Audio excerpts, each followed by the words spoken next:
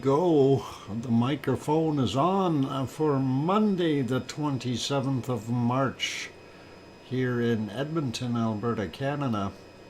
And I'm your host, DrFox2000. You're watching VolcanoX live stream. Thank you, everyone, for joining. And glad to have you all on board. And let's see. Let's get at things. Well, first off, I heard about that horrible shooting in Nashville, and I want to pass along our condolences on behalf of every one of us to the good people there. Completely senseless act, in my opinion. These were, it was 3 children under the age of 12 were shot and killed, as well as 3 adults. And then the shooter, which was a 28-year-old female, was taken out by the police department. It's a sad thing, a really sad, senseless act. And I have no words for it. It's not an issue of gun control or anything like that. It's a mental health issue, and it's really unfortunate that things like this transpire. And I mean, it's a cowardly, senseless act. Taking the lives of children. Anyway, let's just think about it for a minute and hold your thoughts. If you're religious, put a prayer in for them. But I don't know. I'm just appalled by it. And that is society, unfortunately. So it's mental health issues that we have to address more so than anything else. When you look at this type of craziness, and I see so many people right away, they jump up and down and say, well, it's gun issues. You take a look at a country like Russia as an example. Every home is mandated to have a pistol. Do they go around killing each other like that? No. Do they have senseless school shootings like that? No. Is it a gun control problem? No. It's a psychological issue. And literally mental health. And it is what it is. Anyway, let's change the subject and carry on. And I don't want to dwell on that. It's too sad and too horrific to worry about. So let's get on with the show. So please welcome everyone. And like I say, I'm your host, DrFox2000, here in Edmonton, Alberta, Canada, where it is sunny and clear skies right now.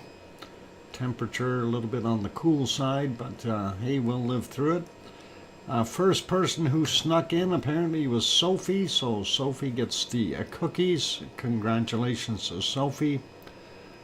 And hopefully you'll figure out, hope you don't lose that key.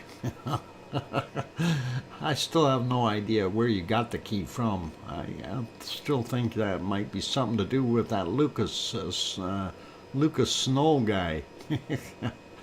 Anyway, welcome to our moderators, Arizona Snowman, Piggy, C&D Boy, Gary 24/7 Live, he's at Skies, Joseph of Fields, Texas, and Lucas Snow. Thank you, moderators, and then also welcome to all of you. And we'll get at saying hi to each and every one of you in a second or two. Just trying to think what's new in the volcano world. Really is a quiet day. From yesterday to today, nothing eventful happened anywhere that I could find, unfortunately. Popocatépetl did pop a couple times during the night, and nothing too serious. We did have some ongoing activity at Merapi, and really nothing else to speak of. Asama in Japan is still continuing to smoke, and of course that has been raised to a yellow from a green. So that is kind of that's your volcano update, the real important stuff, and all quiet in that sense. So let's get at saying hello to everyone here, and welcome to Sharon Stewart and Mars 2028 and Oz. Thank you, Oz, for your kind words. Welcome Sharon Stewart, John Raper, Kevin Haynes, and let's see, Hermione and Fluffy in the house, as well as who else we got? Kevin Haynes, yeah, I gotcha. Big Toe is here. Welcome, Big Toe. Tom and Pepper also on board. And scrolling up, looking for who else is in between. Lizoid, welcome. Hopefully your fridge will get resolved. Let's see, who else we got in here? Scrolling up, looking for other names. A lot of chatty guys here, but Henry Nelson, did I say hi to you? I hope so. Sarah Miles also here. Welcome, Sarah.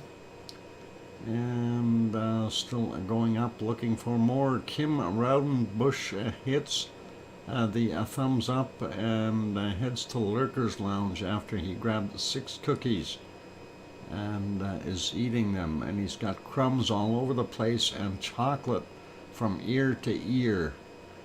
I hope he wipes that off. Maria, welcome. Bill Kimmel also in the house. Good to have you on board. And who else we got? Still scrolling up here, guys and gals. Looking, and we, of course, Amelia is here. Welcome, Amelia. Good to have you on board. And I'm scrolled up as far as I can go. I don't see anyone else up there, so getting back down to the bottom. Scott Hartman just popped in as well. Welcome, Scott. And I think that is about good. So I'm glad to have everyone here, and let's get on with having a look around and seeing what we can figure out.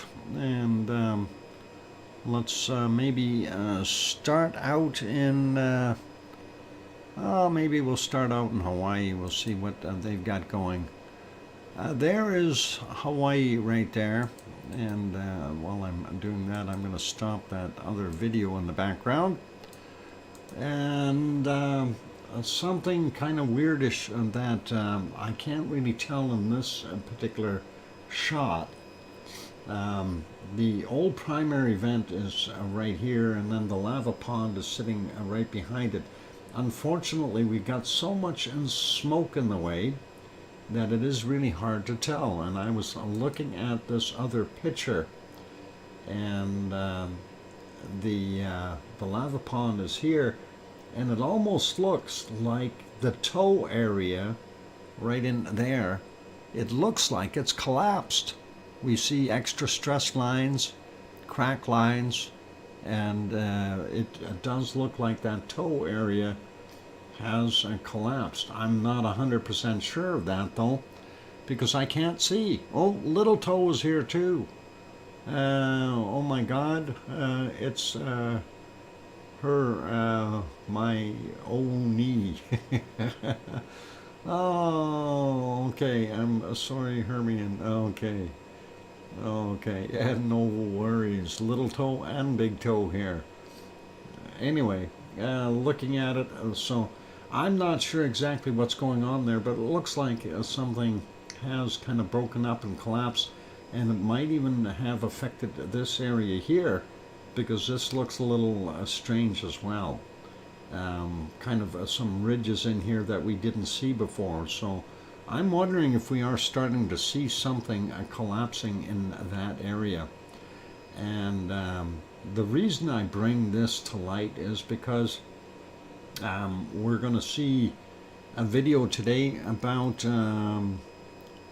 the 2018 collapse, and something that kind of is interesting, and will hopefully explain some of what was going on there at the time. Quick look at the thermal, and this one was from not too long ago here, but I can refresh that just to have it up to date. And there we go.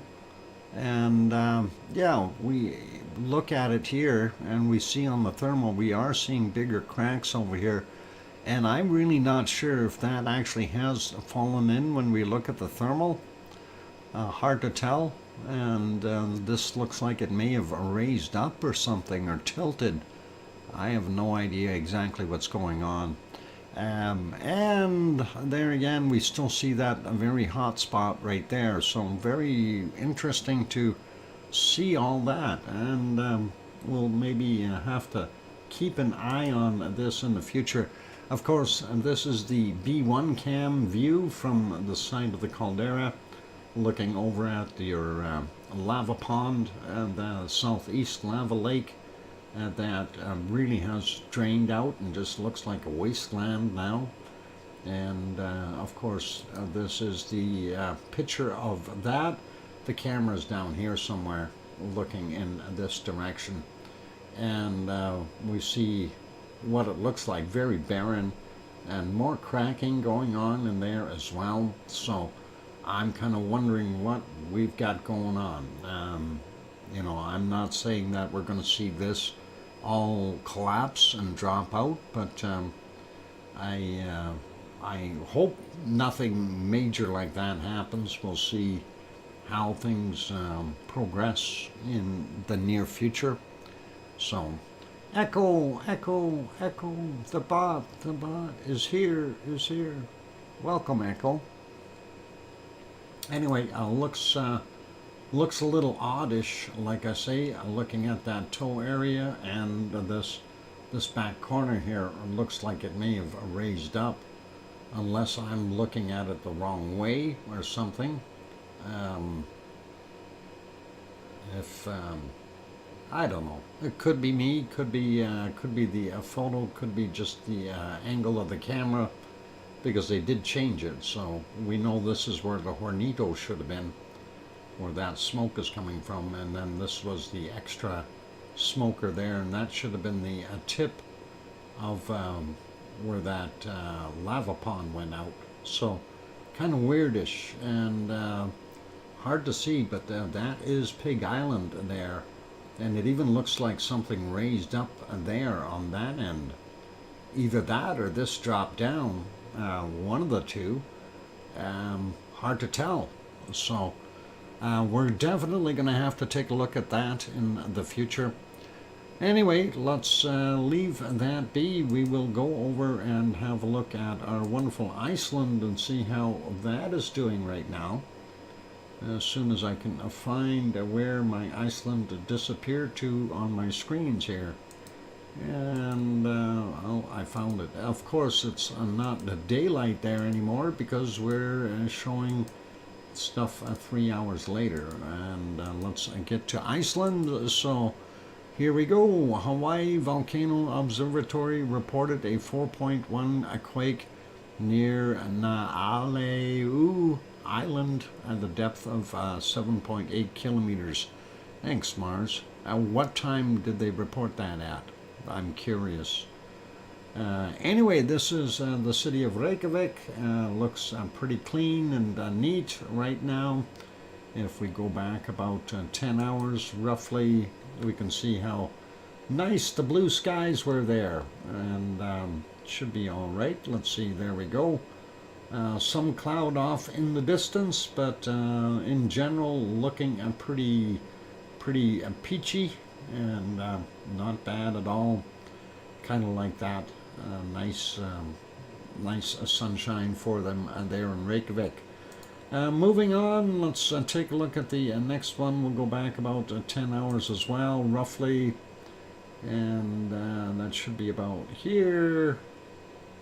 And we can see the regional airport, and of course the grasslands here in front of Perlin Center, where the cameras are mounted, and not a bad shot of the airport. You can see an airplane sitting there, so awesome. And looks pretty clear out there to the ocean, south side of the ocean, and that is awesome. Let's put that back to live, and we'll make that. Actually, I wanted to see what the sunset looked like there in this shot. Here's your sunset. That's actually not bad. So if we catch it a little bit later, yeah, a little bit earlier, there we go. That's about right. Nice sunset there at Reykjavik. So good to see that, and we will make that back to live. And I see something up there, star of some sort, or possibly a planet. And we'll make that small, go to the next one. This one, of course, we can't tell what's going on, but let's go back 10 hours, and that'll give us a better idea. And there we go. This is down on the Reykjanes Peninsula. You've got one of the geysers there. The geyser field is right in here. We're not seeing as much steam coming from this guy at all. Just some very low-level stuff coming out. Of course, the geothermal power plant is right over there. They are harnessing some of that steam. And, of course, we still have snow on the ground. If you look way over there, just at the tip of the mouse there, you can see that little rise. That is Ragnar, and our radio towers are right in here. And, of course, the town of Grindavik is over there on that side. So that's what we're seeing in this view. Beautiful, and we'll leave that be, put it back on live. There you can see the radio towers a little bit better, and the lights of Grindavik, of course, and the power plants. And don't see too much of a glow of Grindavik right now, but that is back in that general direction. So all awesome.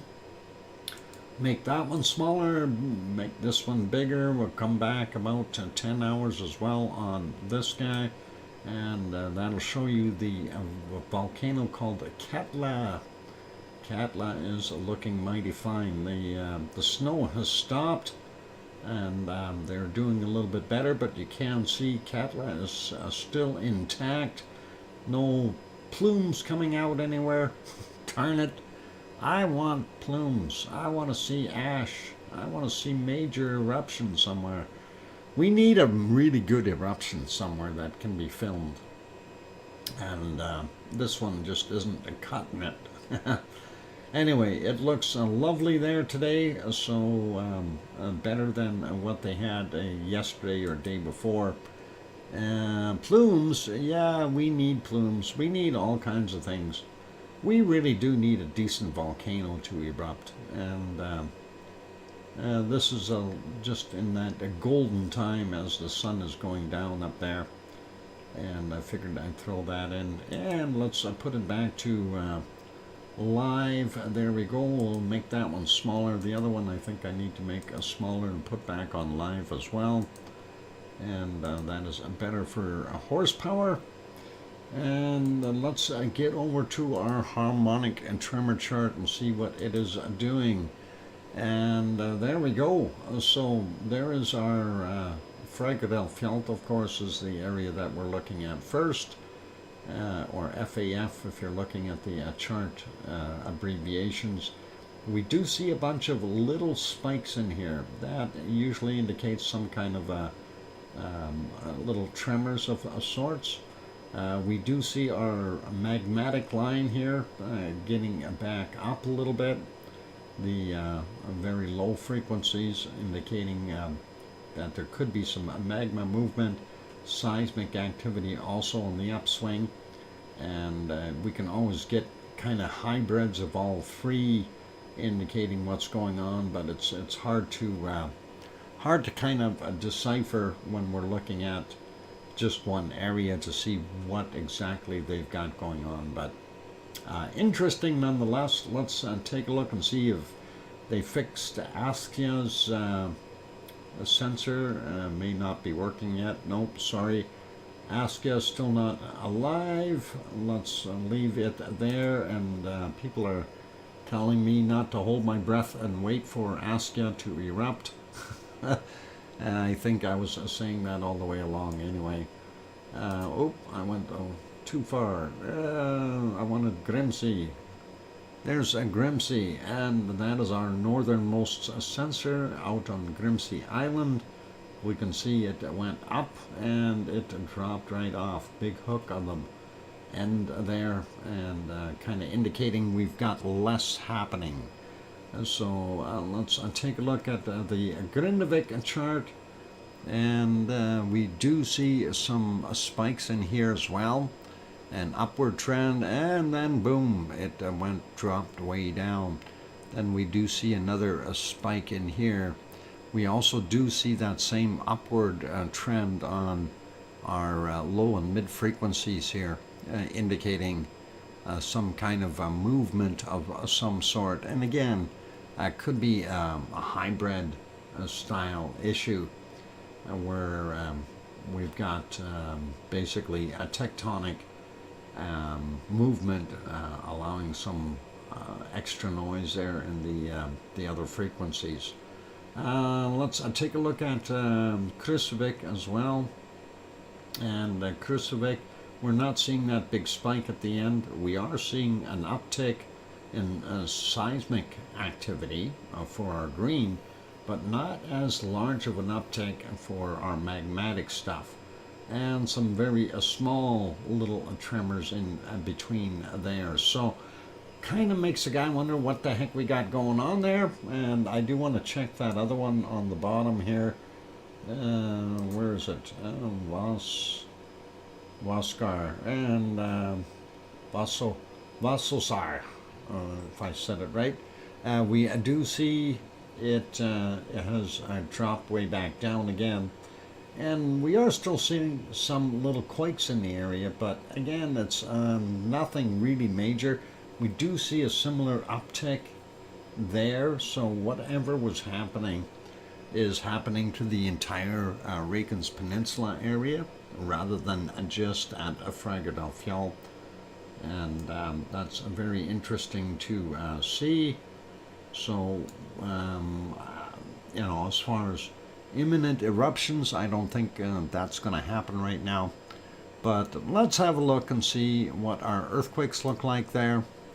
And I haven't really looked at the earthquake map very much today, trying to do a few other things. So 39 in total for today, and that does look interesting.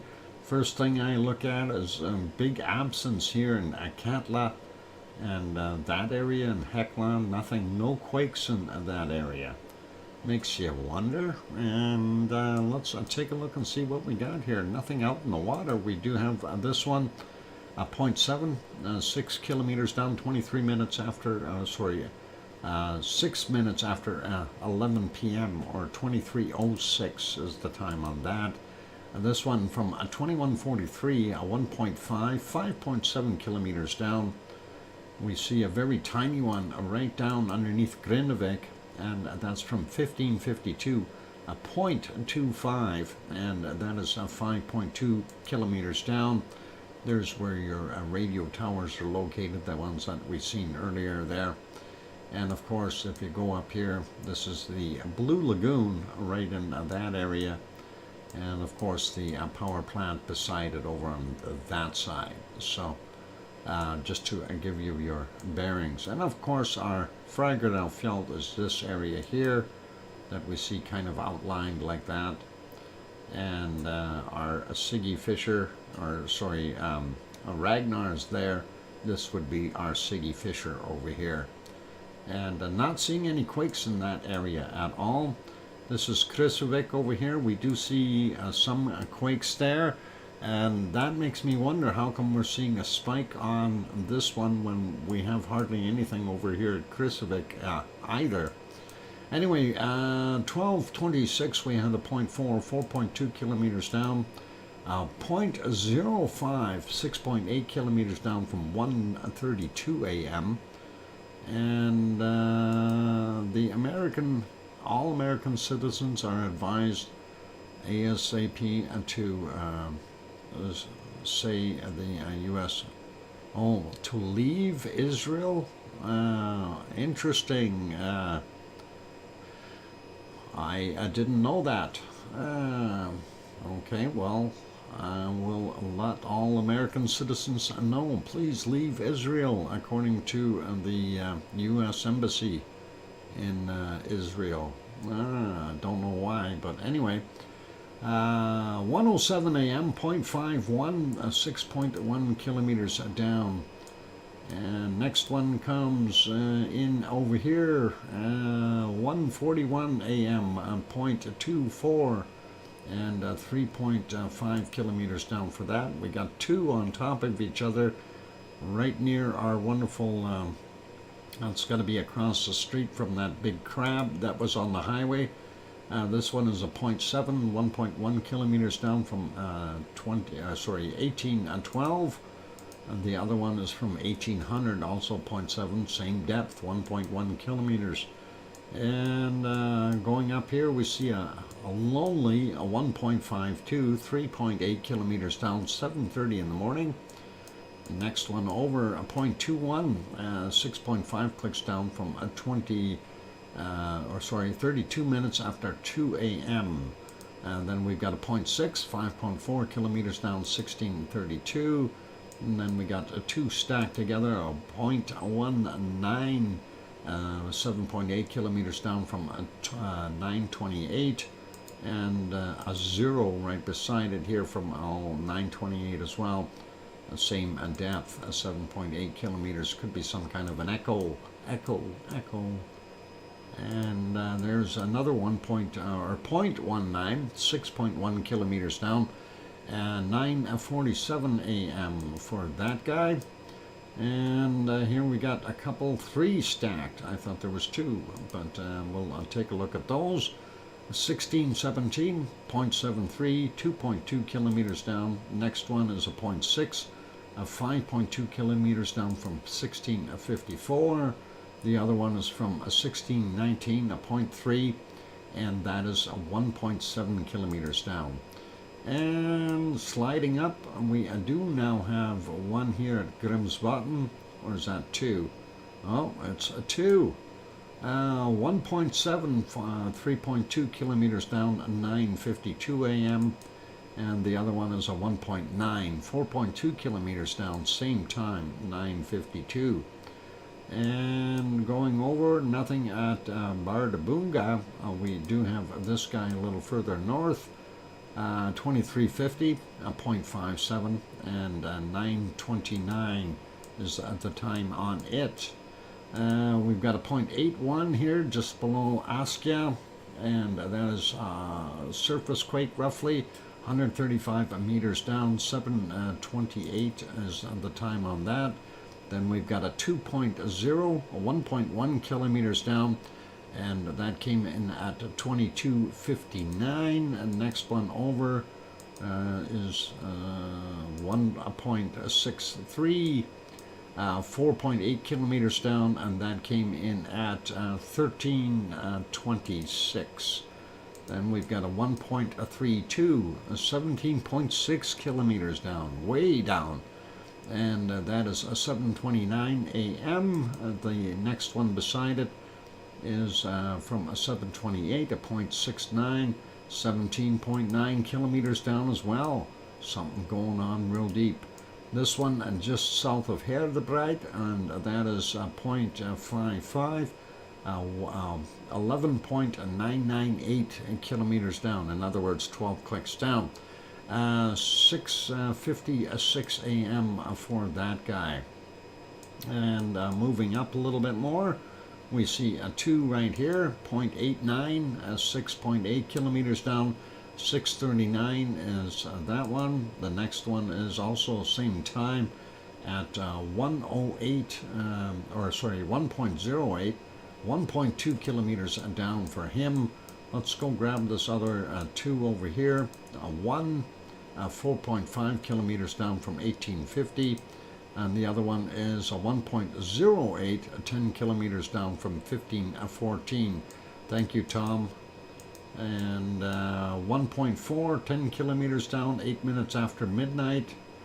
The next one is up 1.05, 10.2 kilometers down, 57 minutes after midnight. Then we've got a 1.3, 7.5 kilometers down from 10:20.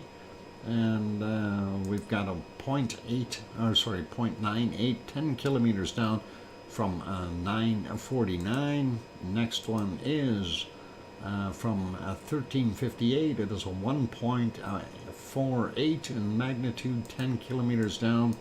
And the closest one to Grimsey would be this guy, 17:47, 1.7 kilometers down, and it's a 1.7 in magnitude, 10.7 kilometers down. Oh, those numbers are all similar. That's what happens. Anyway, that's our earthquakes there today. And interesting, but I don't know. Don't think anything is going to really make things go. So, yeah, we'll see how things go here. Yeah, and yeah, please let's try to keep the politics out of the channel. It's really, it's not the place for things like that. You know, I don't want to sound rude or anything like that, but it's a volcano stream, so let's try to keep it as that. Anyway, that is what we've got going on there in our wonderful Iceland, and really not much else cooking there. Let's take a quick look. We got enough time to sneak in to the Azores and just have a look and see if they had any quakes there. There's the island of St. George is what we're on. You can see the town and the harbor down here. It's one of them anyway. And here's our wonderful cove and the whitewater. Earlier it was pretty rough. The conditions didn't look very healthy there when I looked.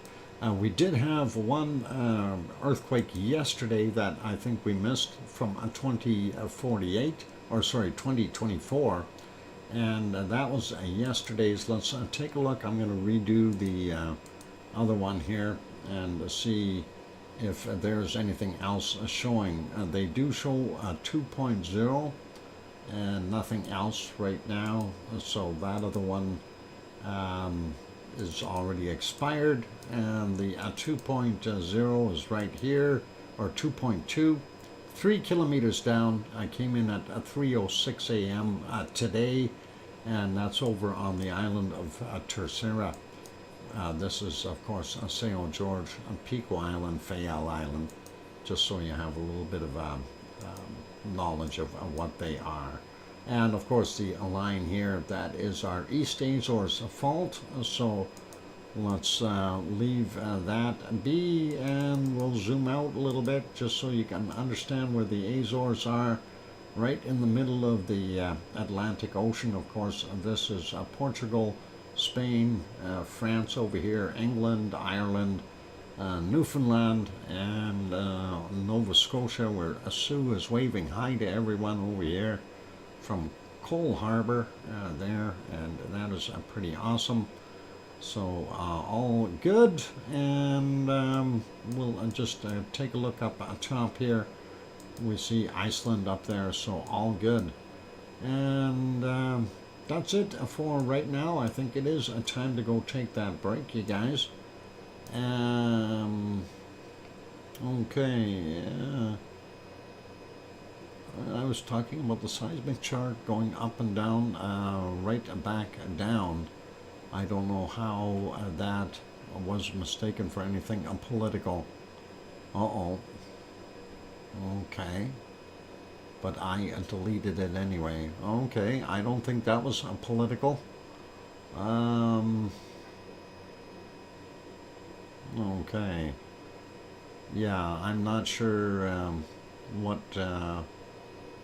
yeah, let's... okay, I'm a little lost here. I don't know what the seismic chart had to do with politics. But, yeah, let's... Like I say, let's, just be kind. We'll keep the politics out of the channel if we can, and that'd be good. I'm going to turn the video back on here and turn this back off. Hopefully we've got enough going, and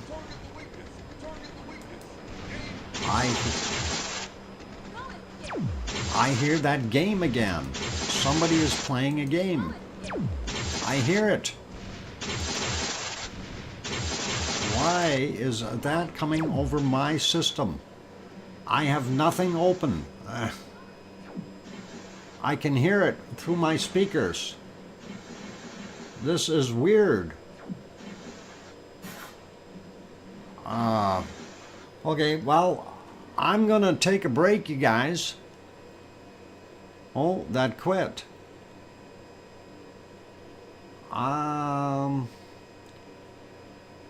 Yeah, it just quit. I don't know what the heck was going on. Yeah, okay, I'll throw some music on. We'll see what happens. But, that was weird. Sounded like a game I would play. Yeah, it is weird. I have nothing open, and I checked beforehand here. Anyway, for those good people who are here, if you haven't hit the like button yet and you're enjoying the show, please do give it a bop. Also, if you are a gamer and you haven't yet hit that like button, you know how to do that. Anyway, don't go away. Keep smiling. Be good. Subscribe if you haven't subscribed. Uh-oh, there it is again. I'm going to go for a walk here and see what I can find. Don't go away, guys. I'll be back.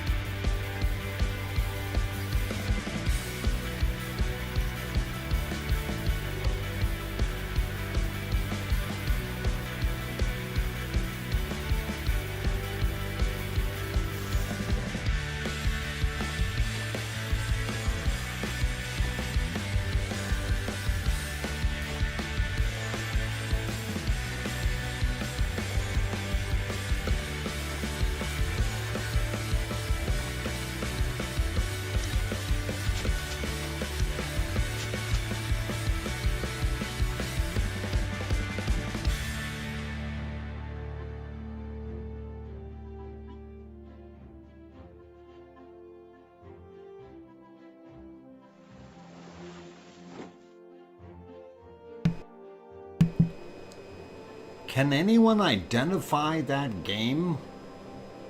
I hear it. It's music playing. Anyway, I'll put my tune back on. Underpaid and underappreciated. Yep.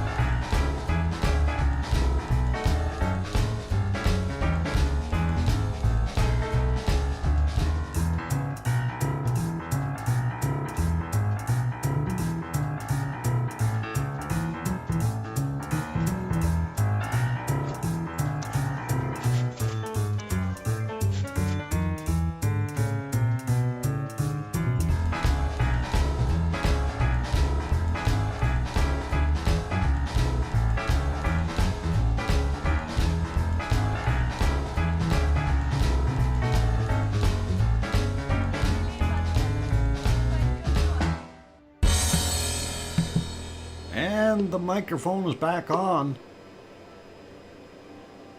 I still hear background noise. I'm turning that all the way down. All right, I will see what happens. This is weird. I hear it again over my speakers. I've got the volume turned off. And I hear a cash register ringing.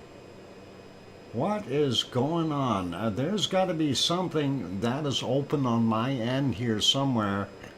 I'm wondering if YouTube has some new ads or something that are playing in the background, but that should have shut up by now if it was just an ad. This is continuous. I'm wondering if somebody is hacking through my my Wi-Fi. That is no register reload for game weapons. Yeah, I don't know if you guys can hear that coming over my mic, but I have it on here, and I can hear every once in a while. I can hear somebody talking, and I'm wondering if there is something going on. I'm gonna have to find out.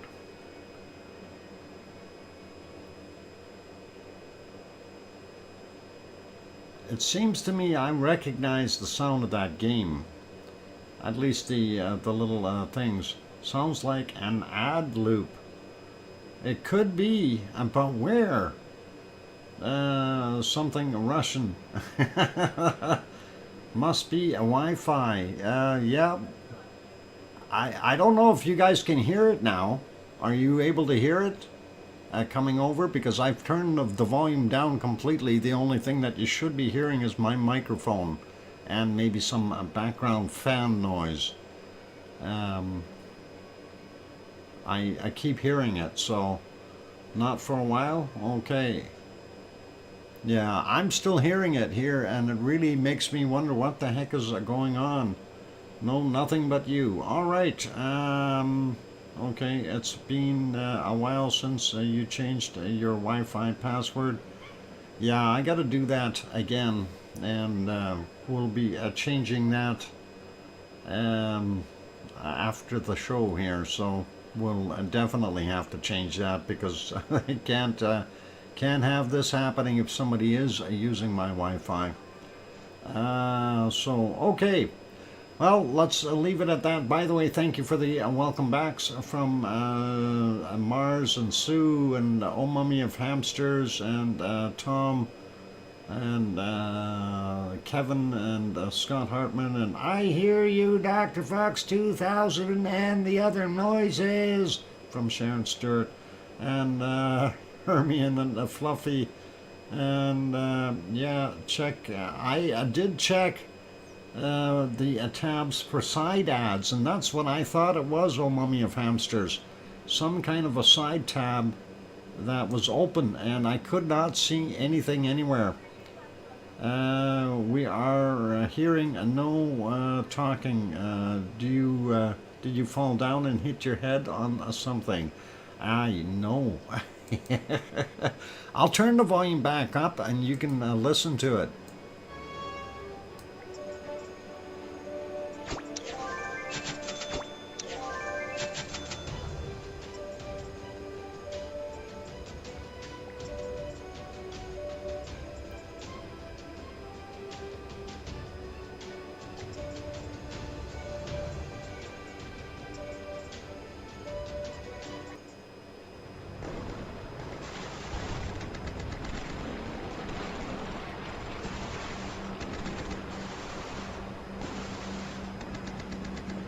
Sounds like airplanes or something.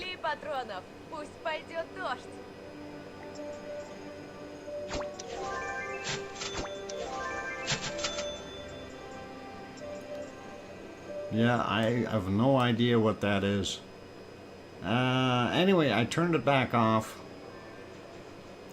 I keep hearing it. I have no idea what is causing it, where it's coming from. Same thing as yesterday. Yep, around the same time when I'm streaming. So I really gotta wonder what the heck is going on. And I do think I need to change that password for sure. A hidden pop-up ad.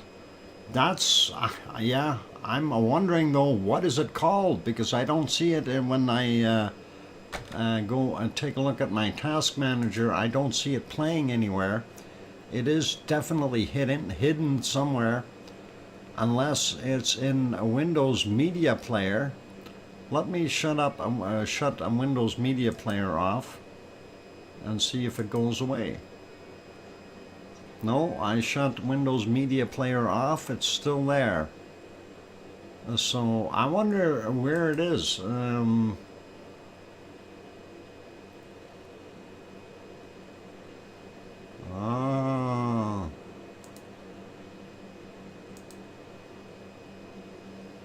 We'll take care of that.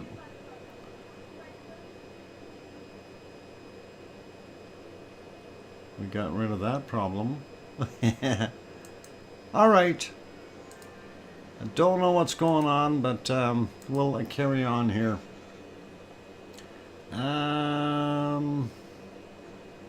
No, actually it wasn't.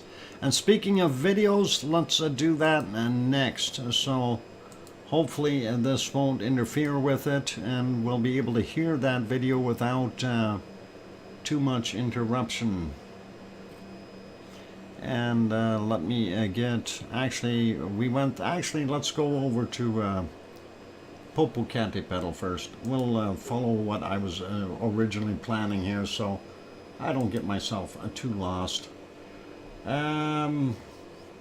Actually, we were talking about Hawaii. That's actually where I wanted to place this. So let's, yeah, maybe that's what we'll do. We'll show that video. We've got enough time to do that. It's a nice little educational video. I'm just looking to see if there's any other pop-up ads in there. I don't see. So hopefully that won't be the problem, and hopefully you'll be able to hear the video without any issues there. So let's get that going and pause that.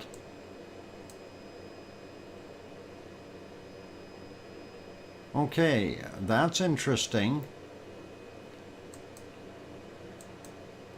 I just discovered something. There is audio on my capture that shouldn't have anything in the background of it on this thing on the screen right now.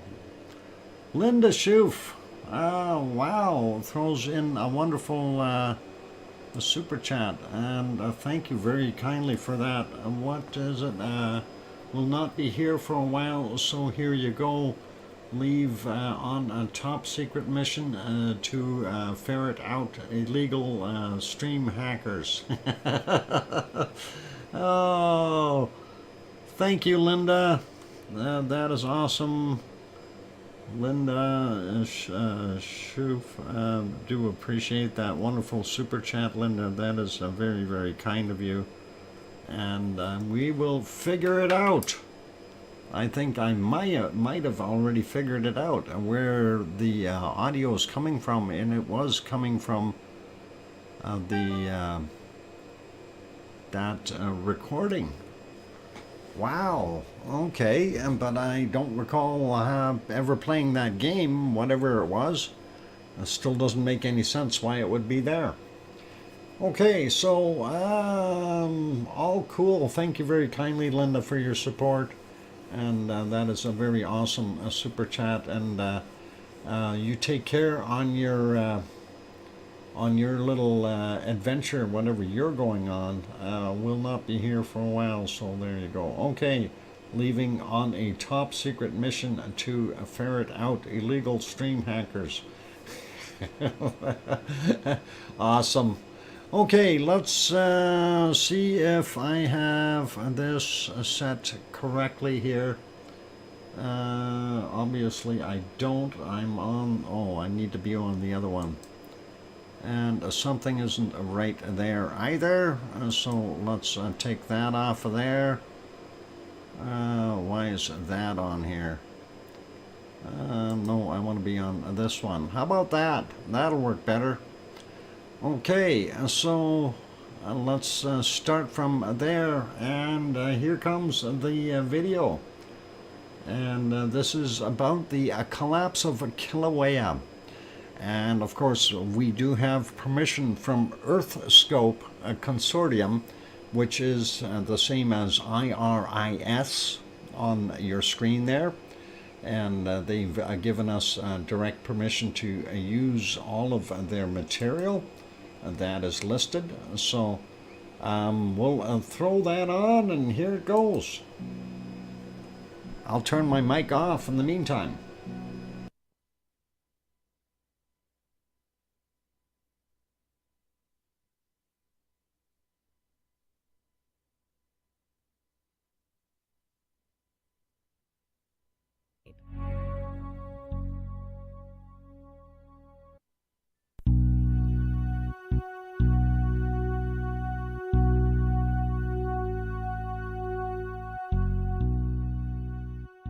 In 2018, Kilauea volcano experienced its largest caldera collapse in more than 200 years, profoundly changing the landscape.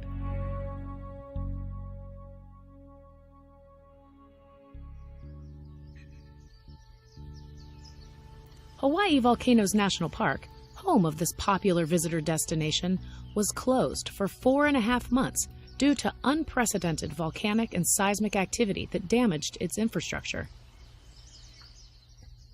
Over a period of just a few months, the bottom dropped up to 500 meters with a total collapse area of 5 square kilometers. The collapse was accompanied by an outpouring of lava 40 kilometers from the summit that covered over 35 square kilometers of land, destroyed 700 homes, and displaced over 2,000 people. Scientists can often forecast when and where an eruption will occur. In 2018, there was clear warning of potential for eruption in the lower East Rift Zone. Caldera collapses are fortunately rare, as they are associated with the largest volcanic eruptions. Sensitive monitoring equipment has helped scientists understand how magma moves below the surface, how it is stored, and what triggers a caldera collapse.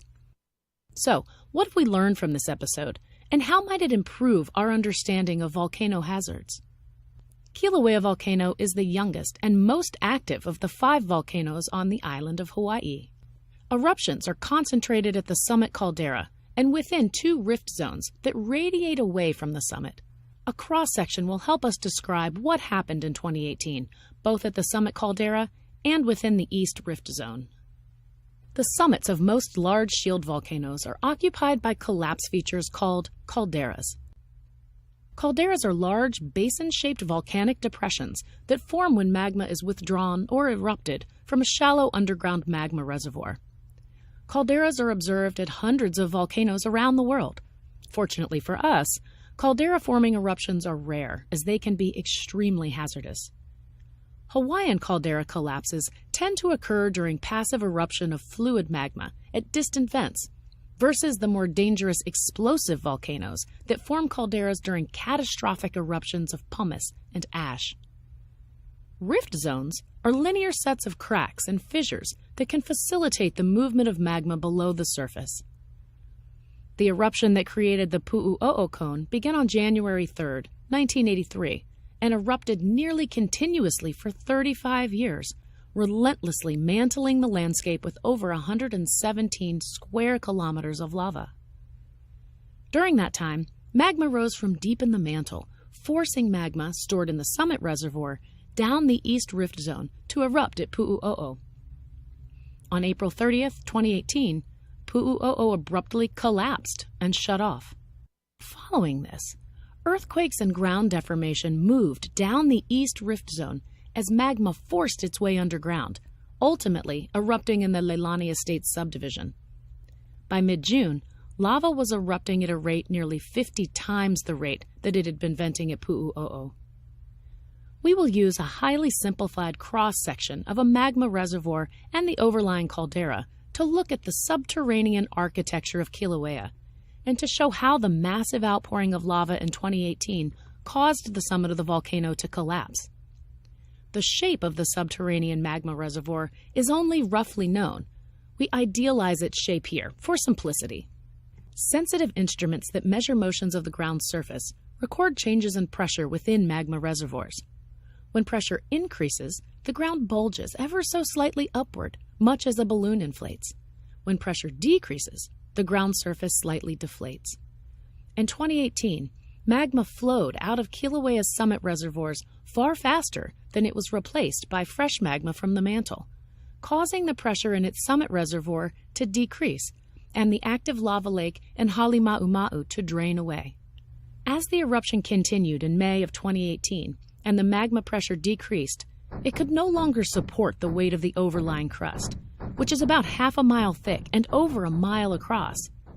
As the overlying crust began to break, thousands of small earthquakes occurred on the edges of the caldera block. Eventually, the stress became too great, and the caldera block dropped almost 10 feet in a matter of seconds. The small earthquakes immediately stopped. As the block dropped, it squeezed the underlying magma, increasing its pressure. This pressure pulse sent surges of magma down the rift zone, peaking about 3 hours after the collapse 40 kilometers down rift in the Leilani Estates. As magma drained from the summit, the surge diminished, and the pressure of the magma within the summit magma reservoir began to decrease again, and the cycle repeats. Ultimately, the summit collapsed in 62 discrete events, spaced roughly a day and a half apart. The graph shows the sudden drops of the COWS GPS station, which occurred over roughly 10 seconds per drop. The cumulative effect of these collapse events was to form a new caldera, nested within Kilauea's pre-existing caldera that formed about 500 years ago, with a floor fully 500 meters below the previous bottom of Halemaumau crater. Finally, on August 10th, the eruption stopped. Scientists are uncertain as to why it stopped so abruptly. Because Kilauea is so well studied and covered by state-of-the-art monitoring devices, we were able to take the pulse of the volcano as the caldera formed. Lessons learned during the events of 2018 will be incredibly helpful in guiding response to future volcanic eruptions around the world.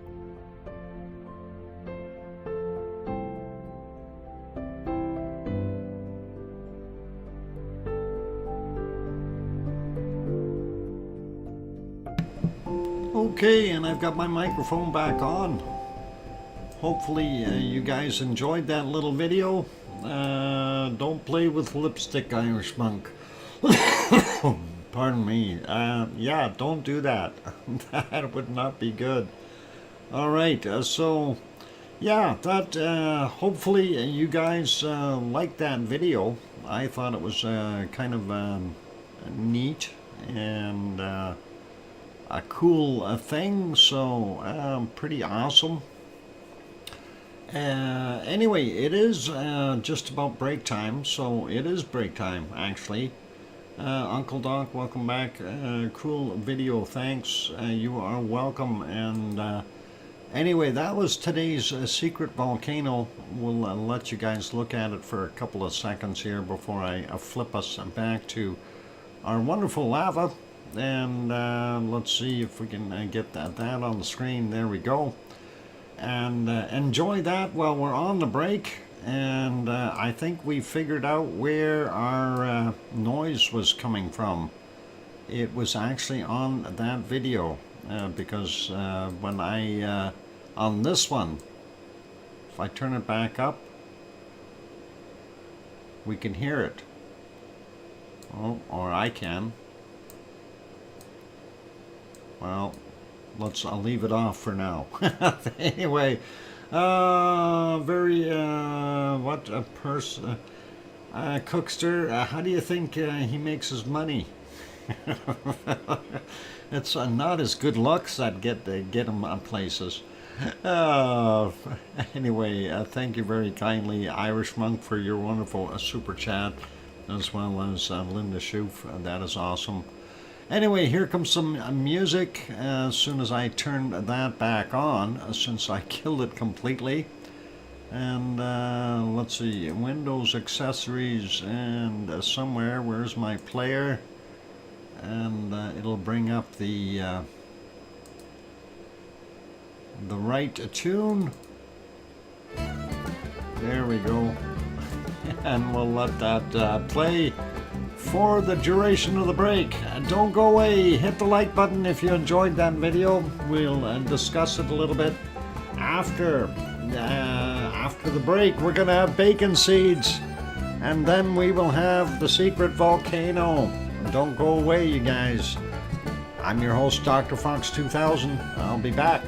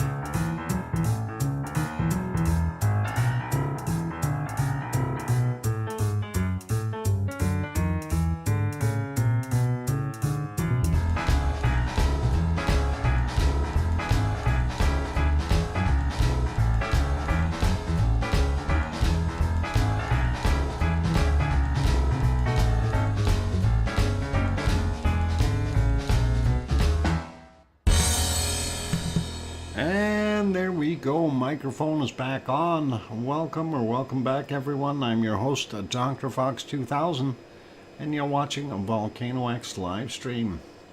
And thanks for the welcome backs from Scott Hartman on Mars 2028.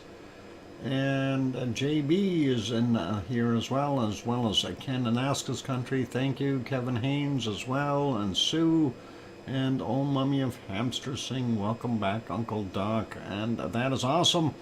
And I Hear You, Dr. Fox 2000 by Sharon Stewart. And, all right.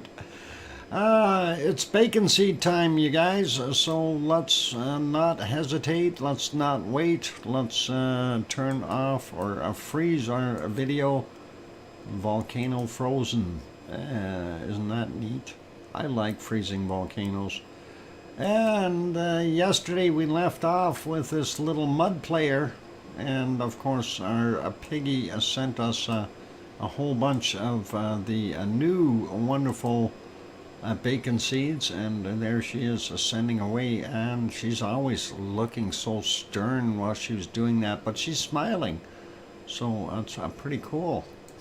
But anyway, here's our first one. He's got racing stripes. He's moving faster than a speeding bullet. And obviously, so quickly, he's able to fly. And yeah, there is a flying pig, you guys. And he doesn't even need wings. Run, cuties. Yeah, that is a pretty awesome shot, and we love it. So very awesome to see that, and let's get to our next one. And that is a whole group of these. They've all landed in the same spot, apparently, and I think they might be triplets in the front, and or maybe it's quintuplets. I have no idea, but they're all there.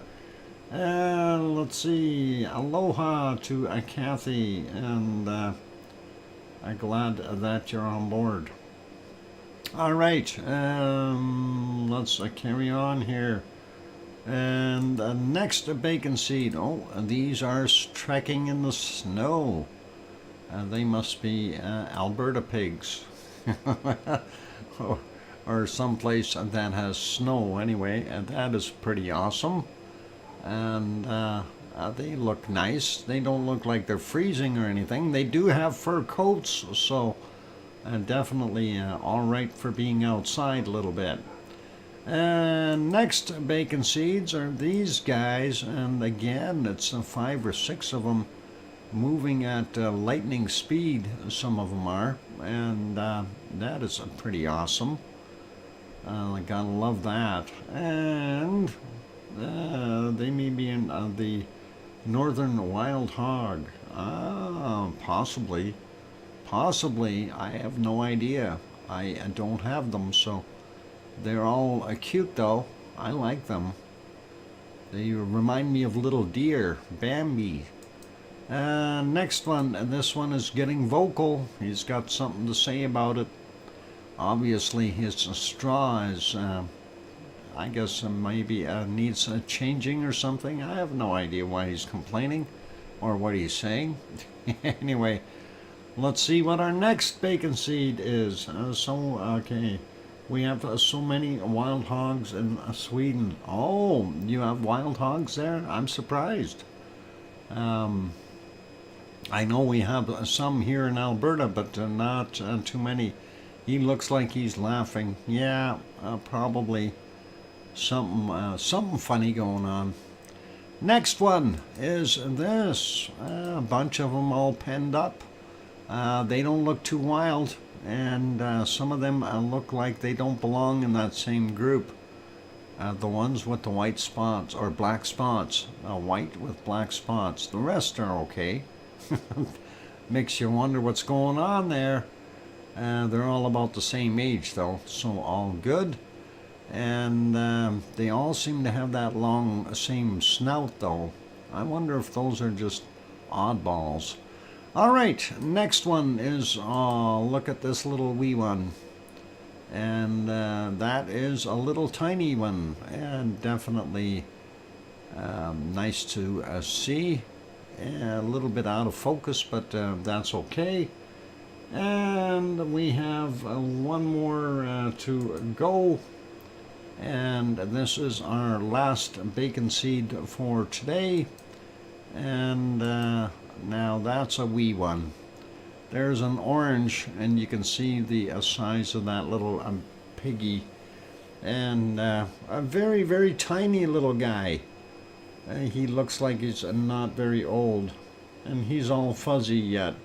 Yep, and definitely a young one, and that is for sure.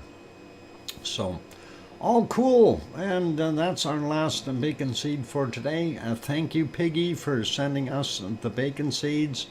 Very awesome, and I do appreciate it as usual. So thank you kindly, and we will carry on with our other volcano stuff, and we'll see what we've got going on. I'm not going to dwell on some of these. We're going to just move through them fairly quickly here. Don't want the show running too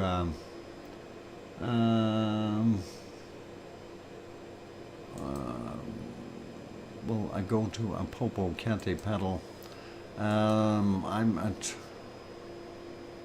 what? Oh, we already had that one though. Billy Bob Joe, we had your Buccaneer joke already. That's a repeat. Anyway, this is a Popocatépetl. I'm in central Mexico.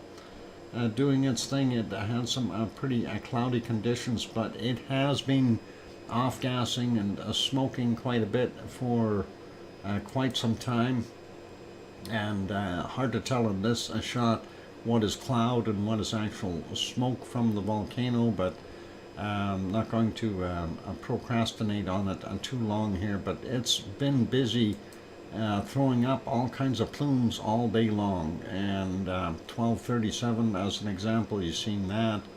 If we go back a little bit further here, it's almost like it's continuously working. 1103, that's what we had coming out.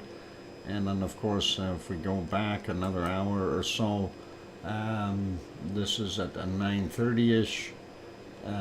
And you can see the extra steam and smoke on the other side here. It's been continuous, so lots of activity at Popocatépetl. This is 8:45. Here's another one. This is 7 something, I think. Yeah, 7:57. So, oh, we forgot the mystery volcano. Darn it. Yeah, let's go over and we'll do the mystery volcano in a second. Here's another one, 7:22, and it was off-gassing all morning long here. So the steam clouds continue to come out of it, 6:58, 6:59, so all cool. And yep, let's leave Popocatépetl be. And that is what the scene is there right now. We did want to see the mystery volcano, so let me stop this lava again. It automatically starts when I get back in here. But the mystery volcano, and I have no idea if any of you are inclined to guess at this one. Be careful what you guess. And it's an interesting picture, and I'm glad that there's not too much else going. I have 2 guesses, but I think I'm wrong. Well, no, it's not orangutan. Oh, mummy of hamsters, you gotta be specific if you're gonna say something. You can't say an island. Maria says Cumbre Vieja, and Maria is correct. I did keep it simple, and technically, oh, mummy of hamsters would have got it if had she said Cumbre Vieja. I won't accept La Palma. La Palma is a big island, and we have a bunch of different volcanoes on La Palma, not just Cumbre Vieja. Yeah, what Maria said. And congratulations, Maria. You are the official winner. And sorry that you got that one slightly wrong, Oh Mummy of Hamsters, but we have to work on reality, and maybe Maria will share the cookies with you, so ask her nicely. And I do understand, you guessed La Palma, but like I say, there are multiple volcanoes on La Palma, so we need the actual name of the volcano. I will share my cookies. Okay, cookies. Gotta love it. All right, there you go. So that is the mystery volcano. I figured I'd make it easier today and not so bad for you guys. Anyway, let's get back to our. We're looking at our wonderful Popocatépetl, which is south of Mexico by about 70 kilometers. And as you can see, it is continuing to off-gas fairly heavily. Next one, of course, this is a volcano gray. And if we go back far enough, we can see it. And this, of course, is Fuego. And Fuego is in Guatemala. And it has been doing that all day long, puffing away various stages of puffing. You can see the cloud layer just below the volcano vent, so we know where the clouds were sitting. And it doesn't matter where I click, it was at one point or another doing more of that off-gassing. It's been pretty busy that way. Unfortunately, the clouds were in the way for the most part, as you can see them moving in, and it was shortly thereafter that we didn't see anything anymore. So that is kind of it, and we'll leave that be. And this is back to live, and you can see those clouds zipping along at a high speed there, so that is all good. Next one is Messiah volcano, and that is in Nicaragua, just a little further south, and that's what we've got going on there. And I'm trying to see what was sent to me here earlier. Okay, and there's that one and the volcano report. All right, Sue, I didn't get a chance to load things up, and apparently I was bombarded with all kinds of different emails today, so just literally I think I've got like 100 emails today. It's I don't know, is everybody like emailing on Mondays or something? It's stressing me out. Too many emails today. If I read every one of the emails, I'd still be reading emails. All good. So anyway, that is what we've got going on there. Let's get over to our next one, and we'll see if we can fix that up. Well, let's see, where are we going? We are going over to our wonderful Merapi, and we'll see if Merapi will make us happy. There is a Merapi, and I gotta go do some maintenance here. Give me a second. As soon as I get back over there, we can make those smaller so we can keep the stream going properly here without weird noises and music in the background and games. And that'll be all right. Okay, so clear visual on Merapi. Yep, let me get back over onto that screen though. And we do see something sliding down it right now. If we go to that full screen shot, You can see that right there, a little bit of a pyroclastic flow of sorts, and yep, it's zipping down there quickly. Well, maybe not as quickly, but remember what I was saying yesterday, and we have kind of a bottleneck right in here, and that is where it was really starting to fan out now. Here, before that area was down lower, so this is kind of filled up that trough and caused it to go out a little bit. Thanks, Tom, for the 5-minute break. But yeah, you can see that material heading down the hill, so pretty awesome and cool. Pyroclastic flows, of course, can zip down the hill at anywhere. Merapi is making us, no, it's Merapi, not Merapi. Merapi, Merapi. Merapi is on Sumatra. That's the other one, Mars 2028.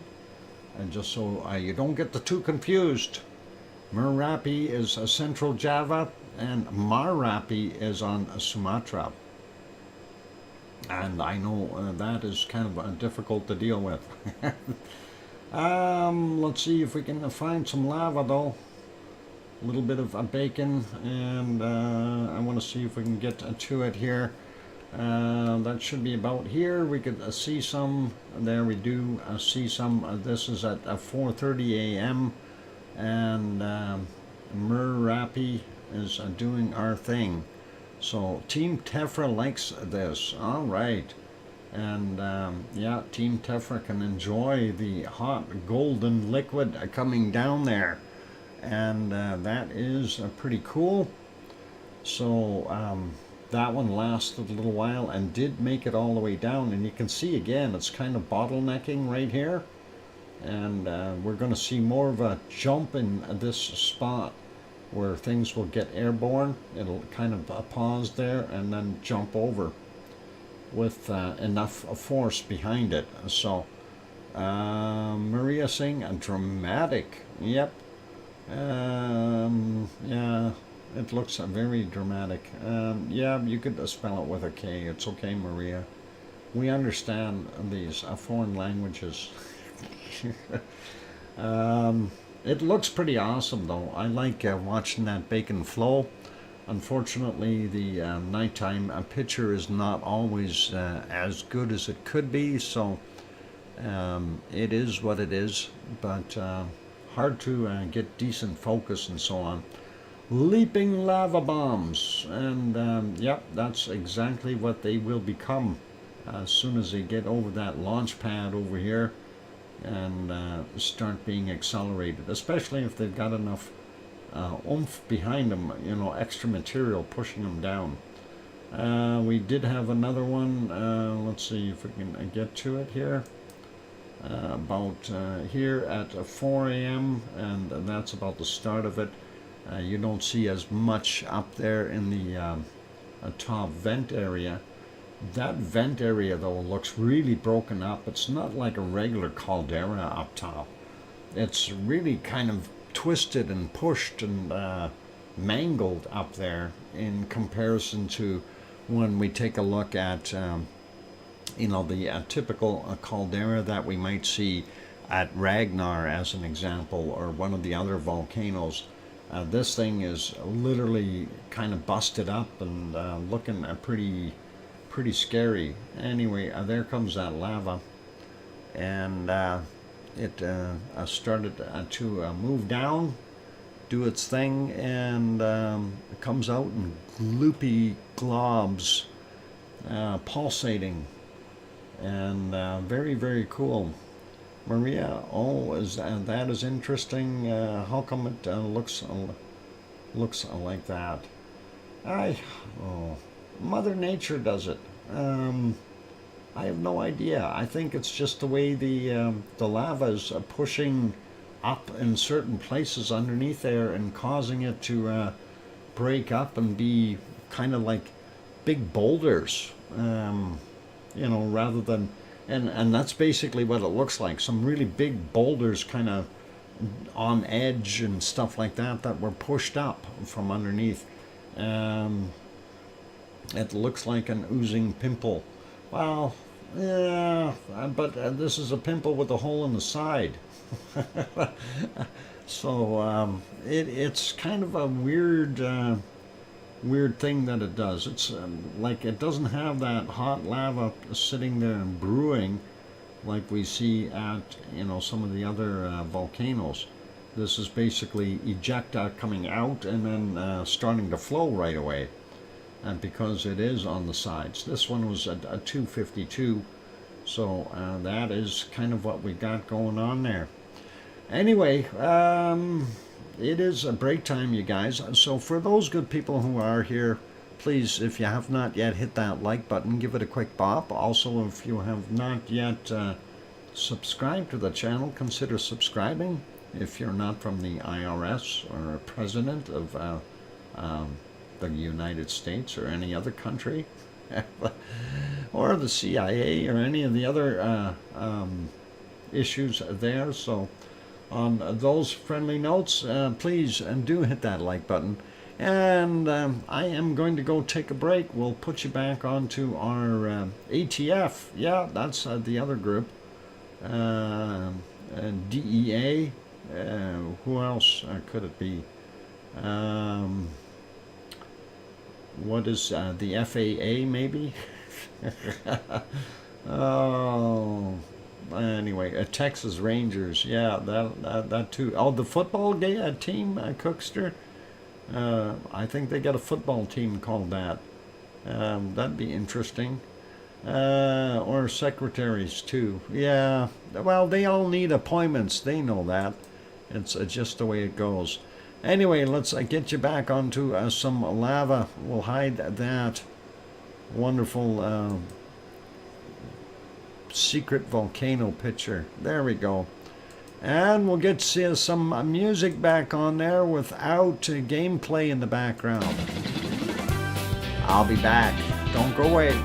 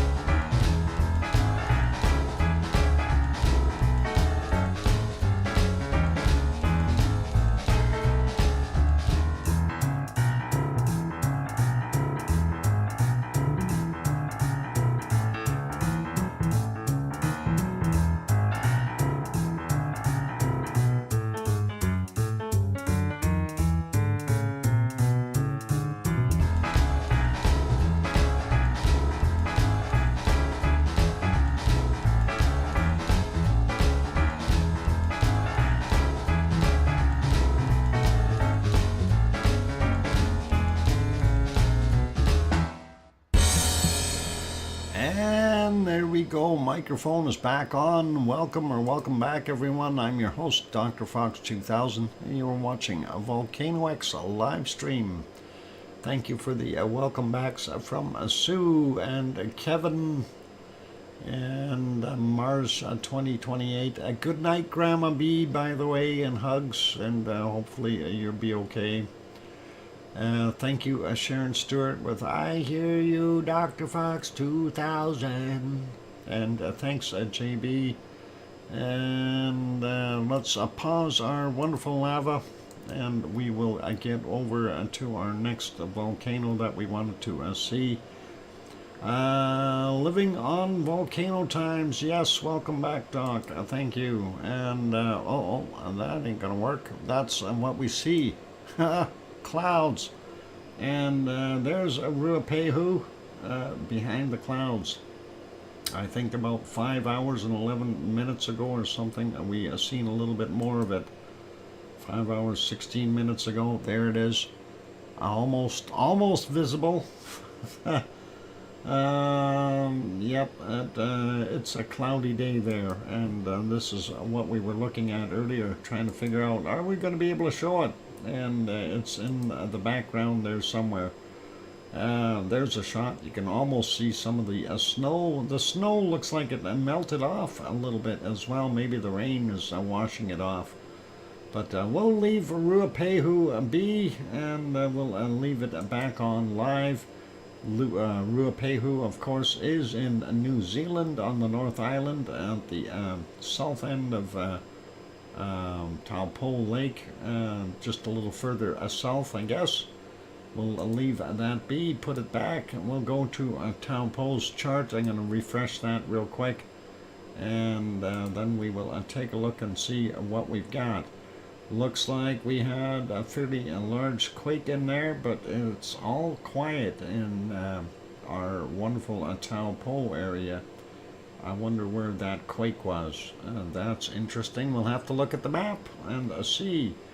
And quick peek, looking at what it looks like out there right now.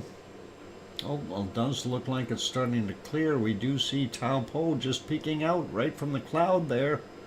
And that is awesome. Anyway, the caldera for Ruapehu is peeking out, not Taupo. Taupo is the lake, the caldera. So that is what we got, and I gotta get that straight.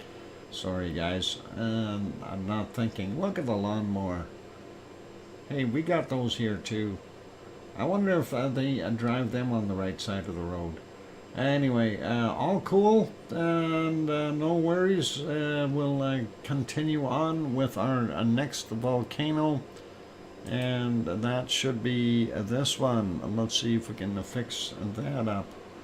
I gotta get to that screen. Why is that like that? There we go.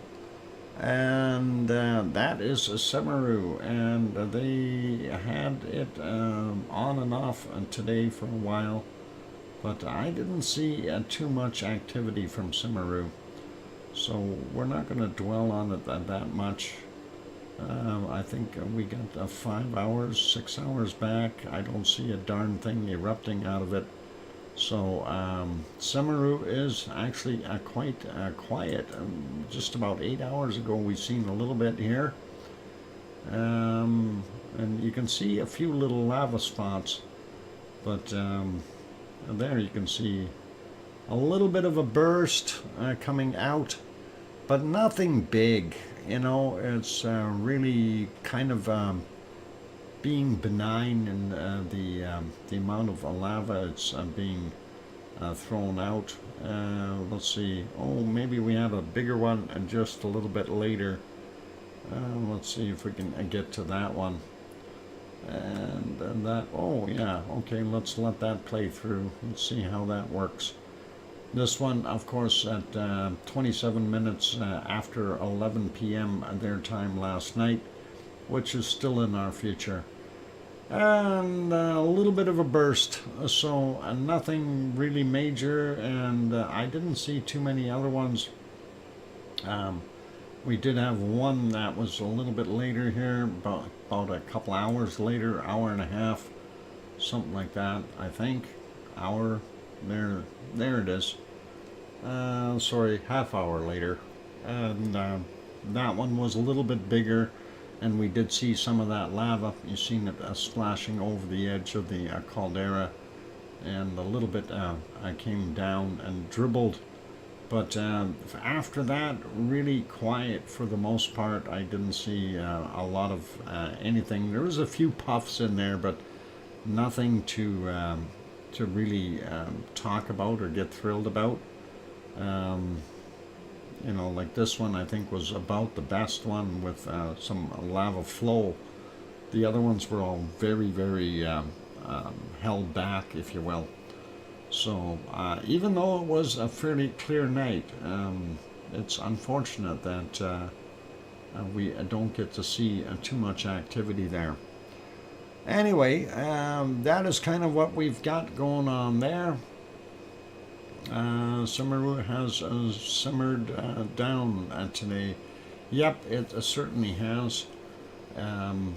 You know, you do see a little bit, but not that much.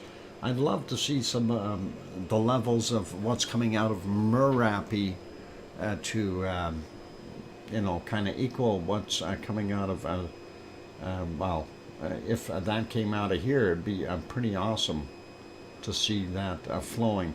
But again, you know, this is pretty continuous. These things are going every day. They're throwing out little bits on a daily basis, and that makes that volcano grow.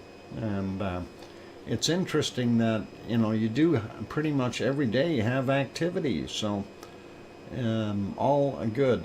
Let's pop over to Madam Rutsa here for a second, see if she may have her stream on. No, we are going to be short to all again, so that is okay. Let's go over to our next one, and let me get this fixed up before I get over there, and get over to there. And of course that is Sakurajima in Japan. It is live, it is doing its thing, and not too much activity. We did see some heavier output earlier, more steam than anything else. Really no tephra or anything being thrown out, no big chunks of rocks or big dust clouds, just lots of steam today, bad gas. And James Bond, good evening. And yeah, so there we go. That's kind of what we were seeing. During the night, hardly any activity, so I'm not going to worry about it. Ice cream boat just took off. Darn it. I hate when that happens. We should have been there. The other one I'm sure will be there in a few minutes. There's another one incoming, I think. So that'll be all right. We'll get back to the ice cream boat. We'll make sure that we get that. But that is what's going on there at Sakurajima. So nothing too wild and crazy. Quick peek at the close-up cam, and let you see what it looks like there. It does look like the third vent here is indeed producing a lot of steam as well. So interesting to see, and that is awesome. Maria, I've been trying to get there for 4 years. My car died in 20, the virus, and I lost the job, and in 22 I had to pay for college. And if I get a job with Amazon this summer, oh, you want to get a job with Amazon or in the Amazon? Either or will work, eh? Anyway, I wouldn't mind getting into the Amazon. Anyway, that's the close-up shot of Sakurajima. It's doing its thing, so that's all cool.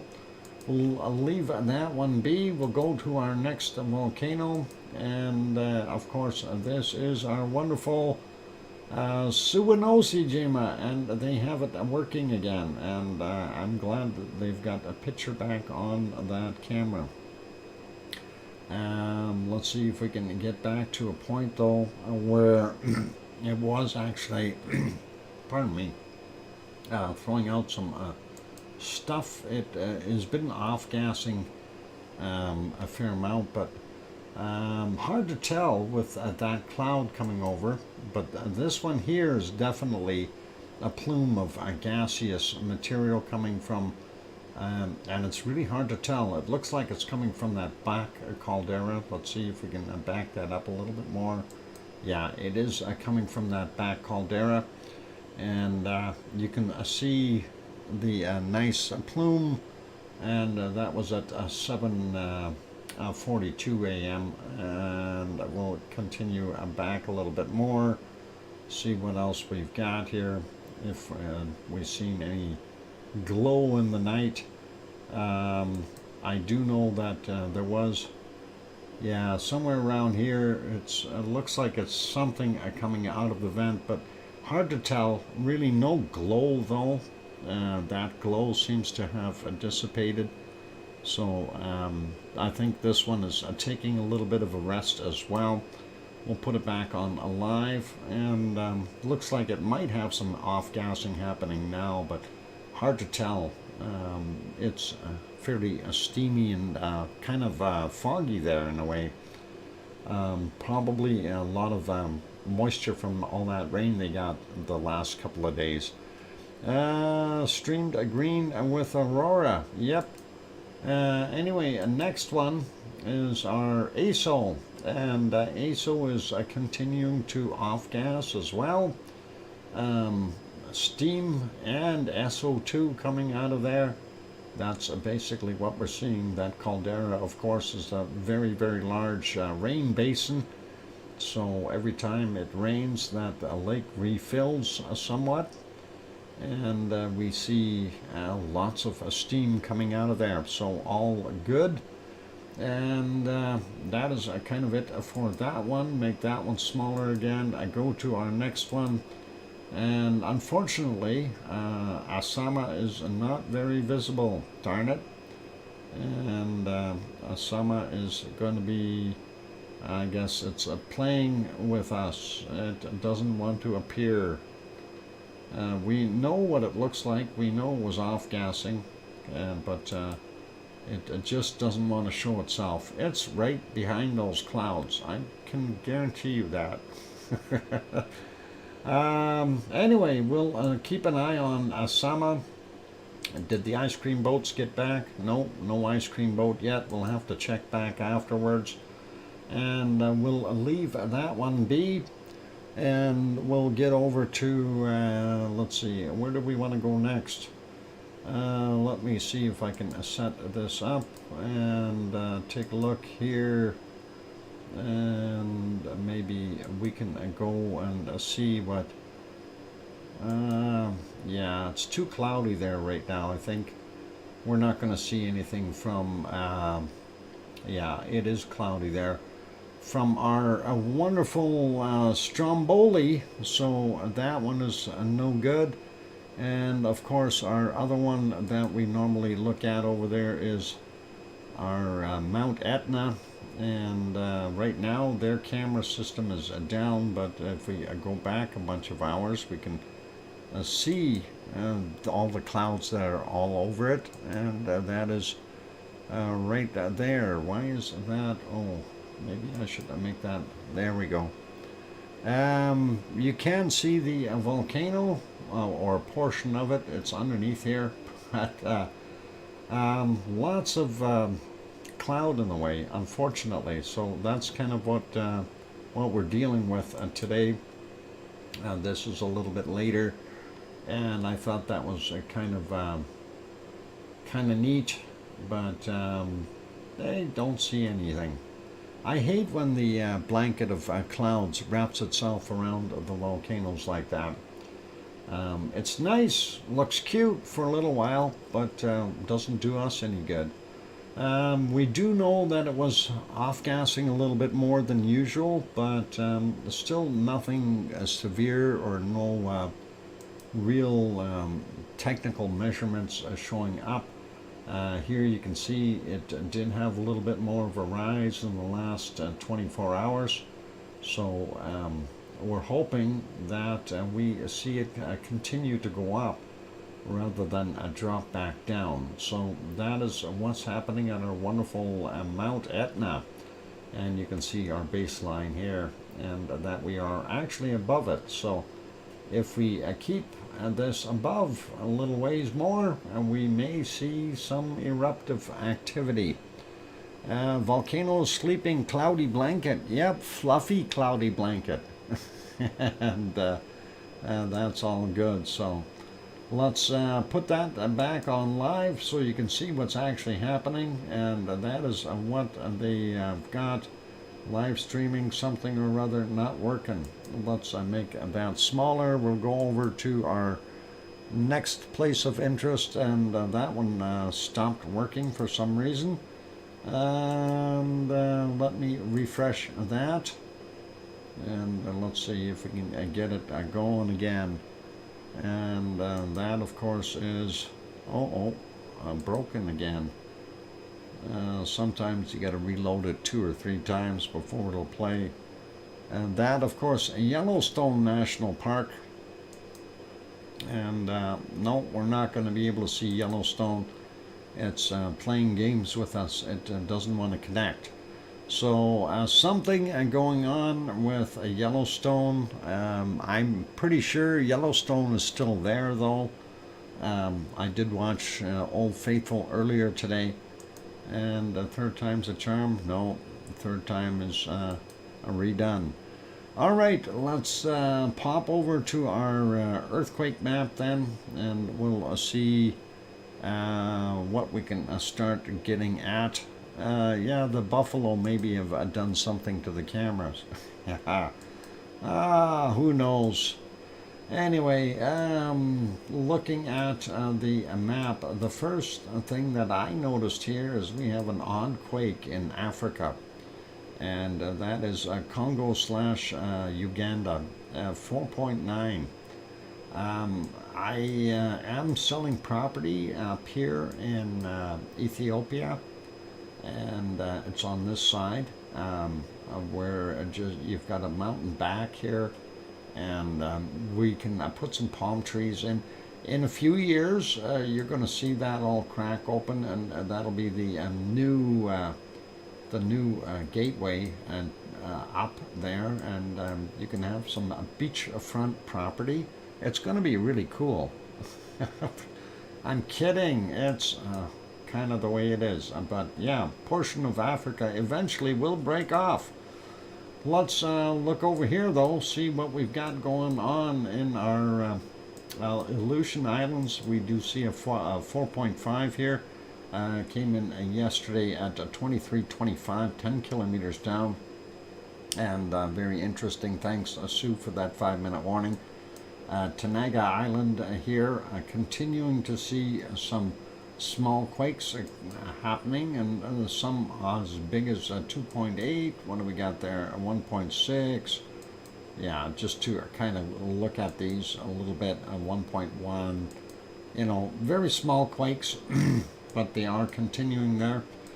We do have this one, 4.2, and that is from yesterday as well, 2250, 204 kilometers down for it. And let's continue on and take a look. Aniak check has still got some quakes happening, but nothing anywhere near the amount that it would need to pop. I saw the earth is cracking between Nairobi, and the guys were going down, but the gases were so deadly they were trying to make a 3D map. I seen that video, Kathy, and yeah, it's about 300 meters deep there for that area. Anyway, Trident volcanoes here. I don't know what this other one is beside it. Anyway, 3.3 over there. It looks like things may have shifted here from Trident over to the other guys. So that is kind of interesting. We'll see what happens there. And sliding down the coast here a little bit, we have this one, 4.0. West of Bandon, Oregon. That is in our wonderful area of Eureka and those other places, Ferndale. There's a Eureka there and Ferndale here, and that one is off the coast, kind of in the middle of the Juan de Fuca Plate, but oh, hang on, that's it there, up here, 4.0. It's more, well, that one's more on the transform side of the slide. And this one here is a 2.3. That's a little guy though. That came in at 5:48 today, 4.5 kilometers down. This guy is 10 kilometers down from yesterday at 23:53. And let's continue on here down the coast. And just seeing, we do have some extra ones here. Guatemala 4.3, and that is that right in Guatemala? Yep, it is. It's on land, and that came in at 10:31, 101.4 kilometers down. And this other one in El Salvador, and that is from 6:04 a.m., 177.5 kilometers down for it. It is break time, you guys. So I am going to take a break. Oh, it's Katmai, east of Trident volcano. Okay, cool. Thank you, Sue. Katmai is the one with the tremors. All right, we'll stop here in Central America. We'll come back after and do South America after the break. And don't go away, you guys. I'll put you back on some canned lava here. And I'm your host, DrFox2000 in Edmonton, Alberta, Canada.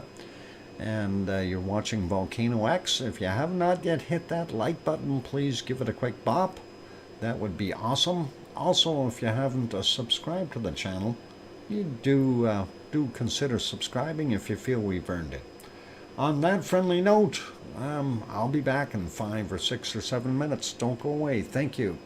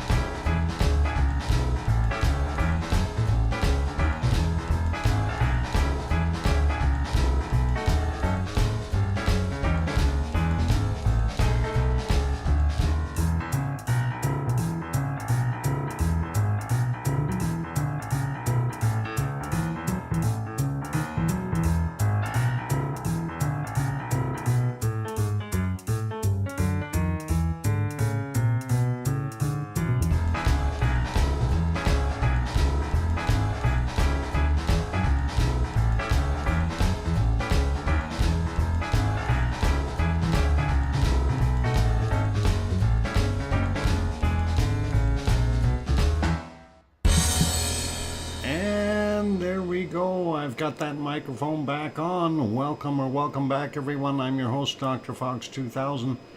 And thank you for the welcome backs from JB and Mummy of Hamsters saying welcome back, Uncle Doc.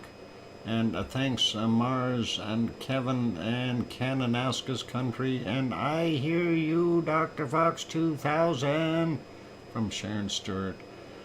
Sorry, not that melodious today. I'm just not feeling up to it. And I think it's because of that sad shooting. Anyway, thanks, everyone. I do appreciate that, though. And thank you, Sue. We did stop here at Central America, so looking at South America real quick, we got this one in Argentina from yesterday, and yeah, let's see, from 2222 yesterday, 180.8 kilometers down in Argentina, and this one in Chile, 4.0, 9:55 a.m. and that is from 20.1 kilometers down. And then we see this one, it's actually on the Cocos Plate, West Chile Rise, as they call it, 4.7, and it's from 10:21, 10 kilometers down. And Kathy says, what a sad shooting in Canada. No, in Nashville, Kathy. Nashville. Some real weird stuff going on there. Not sure why, but it was in a private school, and it was 3 children and 3 adults were shot by a 28-year-old female. Anyway, 4.5 there in Fiji from yesterday, 2042, 630.7 kilometers down. Then we had this one, 4.2, 1717 at 404.6 kilometers down. Then a larger one, 5.5, shaking Fiji a little bit, and that is from 2029, 26 on the 26th, so yesterday, and 466.8 kilometers down. And this one, bottom end of Vanuatu, really, but Loyalty Islands is what they call it. 5.0 from 2053 yesterday, 10.4 kilometers down. And here in Solomon Islands, a bigger one, 6.1. And Lwowla, there in the Solomon Islands is the area. 1619 was the time on it, and that came in at depth of 86 kilometers. Next one over is here in Papua New Guinea, and that is 4.6 from 2056 yesterday, 187 kilometers down for that one. And over here we have this one, and that's a Tuao, 4.3 there at 1805, 117.3 kilometers down. Good night, Billy Bob Joe, and you take care. All right, thanks. I did forget to, looking at the map here, we did have some stuff at Lwowla Talk, and let's do that real quick before I forget to mention that one. Lwowla Talk, I think I had them in here. Oh, let's see if we can get that working properly. There we go. Lwowla Talk, volcano, Lesser Sunda Island, Indonesia, spectacular atoll, a lava fountain from the crater, and that is kind of what they were showing there, and that was on yesterday that they seen that, and pretty awesome to see, so very cool, and of course, that is a fairly tall volcano. It is, this one is from the 27th. You can see the material coming out. definitely continuing to do what it does best, and that is erupt. And there you can see it from the Sentinel-2 image. And that is a different volcano, and that's a Krakatau. We'll leave that, pardon me, we'll leave that be. Anyway, the original image here, this is 4,669 feet, or 1,423 meters in height, just to give you an idea. Anyway, so that's what was dominating last night there in that area. Let's get back to our earthquakes, and we'll continue on with those. I did have one other volcano I did skip over here as far as looking at it, and that was Stromboli. We'll have a look at that report shortly. Anyway, get myself back on my right screen here. I gotta see, where's my screen gone? There we go. And get there. Alright, so don't see anything else in Indonesia as other than this guy here, the 4.3. Sliding up, we don't see anything else going all the way up to the Kamchatka Peninsula. So all quiet there, and nothing here in Tajikistan or Afghanistan. We did see one quake here in Turkey, 4.4, from 8:35 a.m. our time, 7.8 kilometers down, and we haven't seen anything else. And then, of course, this one that I mentioned earlier here in the Uganda, Congo area, 4.9. And we will be seeing a lot more quakes along this region. I can tell you that. There will be a lot of them because that is ripping apart. And it's yet to be decided whether we're going to have 2 islands or just one come out of that. So there may be a breakthrough here, and we'll see most of Somalia and a portion of Ethiopia float out, and then the second one that'll come afterwards in this area here, and of course that is Uganda, and a part of Congo will pop out as well. So it's going to be interesting to see what happens in the future with that. Don't see any other ones on the map as per se, so let's go over to the Canary Islands. I want to see if there's any activity there. I actually need to refresh that since I didn't do that yet. We had a woman running around Cole Harbor last night with a handgun. Oh boy.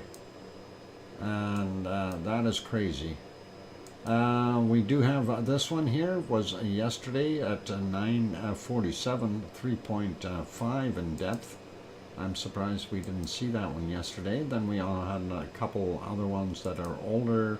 Oh no, this one is newer, 2.7 from 9:41 today. That 2.7, 23 kilometers down for him. And that, of course, is on the East Azores ridge, or fault, I should say. And we see a star flashing on La Palma. So let's take a look and see what we've had. We actually had 3 quakes there in La Palma today. 1.3, 2 kilometers down. That is right in the edge of the lava fields. That might be a compression quake. And we'll see what happens in the future with that. This next one, I don't know why that one is there. 10 kilometers down, 1.5 in magnitude from 2029. The other one was from 2019. So 10 minutes later we had that one. And then the one where the star is, that is not a lava flow, and that is a 1.7. 2313 is the time on that guy. And let's see if I can find where I had loaded that other thing up, and we skipped it. And that was for our wonderful Stromboli. Yeah, I missed out on that. So let's see if we can get that on the screen. and just to make sure we don't miss that, and then we will do our volcano report. Yeah, I think I got to recapture that real quick. There's the shot anyway, and that doesn't look too bad. You can see a little bit of the goodness coming out, but nothing too crazy. And that was from yesterday at what is it, 6 minutes after 6 p.m. So looking not bad. Did they have other photos? No, that's some other craters that they were photographing, and I don't think that's in the Stromboli. Cooking area at the expedition camp on Embrime, wherever that is. Anyway, that is what we've got going on there. I don't think I need to do a capture on it. It just says effusive eruption at the volcano started to gradually wane yesterday afternoon. The INGV Institute reported the lava flow is currently at a cooling stage, i.e. crystallization is taking place at the moment, and explosive activity continues to be characterized by moderate spattering from the North Crater area with a near constant Strombolian type explosions from both the north and central south crater. Seismic situation registered an ongoing volcanic tremor at medium values over the past 24 hours. And ground deformation measurements have not shown significant variations. So that's basically what it says. And of course, Stromboli is 926 meters in height, and that's it for that one. So that covers our stuff there. Let's get into our weather, whether we like it or not. Actually, we will get into the SO2 map first, and we've got enough time to get it done before the break. And let's see, there we go. Whoop, I clicked on it again. Kamchatka Peninsula not producing that much SO2 right now. We do see its plume right there. It's not that bad. And looking at Alaska, we do see a pretty big clear spread through there, as well as up in the Yukon and Northwest Territories, northern British Columbia. Actually, most of British Columbia looking not bad. Vancouver Island a little bit heavy. I think Bob is smoking some fish there. Bob, are you smoking fish right now? And anyway, and we are seeing Alberta not bad, Saskatchewan not bad, Manitoba not too bad, other than when we get into Ontario it starts to pick up population issues. Last night I was, okay, that may be why we have the extra residual SO2 there. Smoked squid, okay, and that's why it smelled like rubber this morning. I'm kidding. Yeah, northern Ontario, and then of course down into the populated regions of the U.S. Lots of people pollution, and looking at this nice curvature here, it looks not bad. And of course we see Labrador and portions of Quebec, and of course out here on our wonderful Newfoundland, very clean. And a little bit up here in Nova Scotia, as well as New Brunswick, and nothing in PEI, so that's pretty good. Western side of the U.S. looks pretty darn nice and clean. Eastern side, well, again, people population causing some of that. And we see this down here, clear spot, bottom end. That's probably where that rainstorm was cleaning it up. And we'll see what happens after we get to the weather. Looking at what's coming out of Popocatépetl, because it's been running all day, very heavy off-gassing, in addition to the people population from Mexico City, but most of that is Popocatépetl. It's been doing its thing all day long. And sliding down, we see a little bit from Reventador here, or sorry, Nevado del Ruz, actually, in Colombia. Not that bad. So the other countries aren't too bad as far as their output. We do still see this heavy plume coming off of what is this Sabancaya area, but most of that I do believe is industrial pollution, so I can't blame it all on the volcano. K, Woo and K. All right. I'm trying to keep up with the chat there too. Anyway, stuff from Chile, some of it getting into Argentina and getting all the way across into the Atlantic. Most of it is okay though. Not so bad from Rio de Janeiro and Sao Paulo. Same thing with Buenos Aires, and looks pretty clear in these other areas. Paysandú has very little.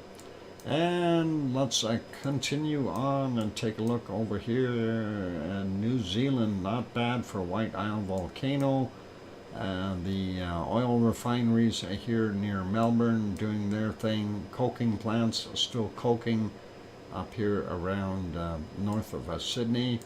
And Tofua out here in Tonga doing its thing. We do see a little bit coming in here. I don't know why this is kind of a weird extra bubble here, but Yasur is here. Maybe it just drifted that way. And then Gawa and Aoba doing their thing. Papua New Guinea is still working on their stuff. And let's see what we got here. Lwowla Talk, even though it's erupting, is not throwing out. Maybe it's less gas, more lava. I think that might be what we've got going on there with Lwowla Talk. And Semeru would be making this little area. This would be from Merapi, and most of this is from Jakarta. And don't blame it on this poor little volcano here called Krakatau, and that's okay. This plume, I don't know if that's a combination of Currency and Merapi, but it could be that. And what's this one? Cinnabung up here, and we don't see anything coming off of Barren Island at all. Ibu and Dakono taking it real easy today, and then Mayon and Bulusan not so bad either. Same thing goes with Taal. Well, people pollution and Taal combined. That's what we're seeing there. So moving up, Taiwan, easier today than it has been. And we see a little heavier plume in this area, and of course that would be from our Suwanosi Jima and then Sakura Jima here, definitely responsible for that very heavy plume. And there's ASO, and of course it is off-gassing as well, adding to the dilemma of what we see there. And then of course with our other one out here, wherever it went, I wish we had a mark on the map. An easy one. It's in here somewhere. That Asama, and it's hiding in there somewhere, but you can see the increased area here. So Asama is definitely producing some SO2. As we mentioned here before, oh, that just changed. That was neat. How did that happen real quick? Okay, somebody updated their map maybe. We see a little bit more coming from that probably would be Bezimiani up there, and Shivalish working on making most of that.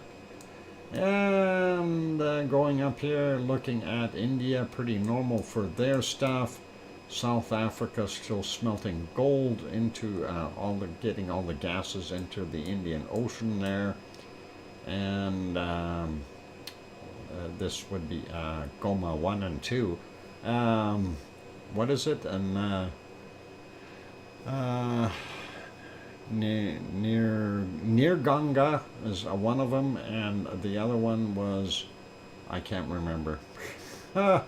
Near Ganga, and Naya something or other that the other one starts with. I know, Sue's going to put it up there for me. Erta very little noticeable stuff, and then of course we see our there it is, Nayamuragira. I'll have to try to work on that one. At least it's not as hard as the Icelandic ones. Oh, yeah. Anyway, that is what we got there. The time card, a monitor, a cookster, saves a little time and effort for this weekend. Okay, cool. Anyway, we do see the refineries continuing there, and we do see our plume coming off of Mount Etna, so that is all cool.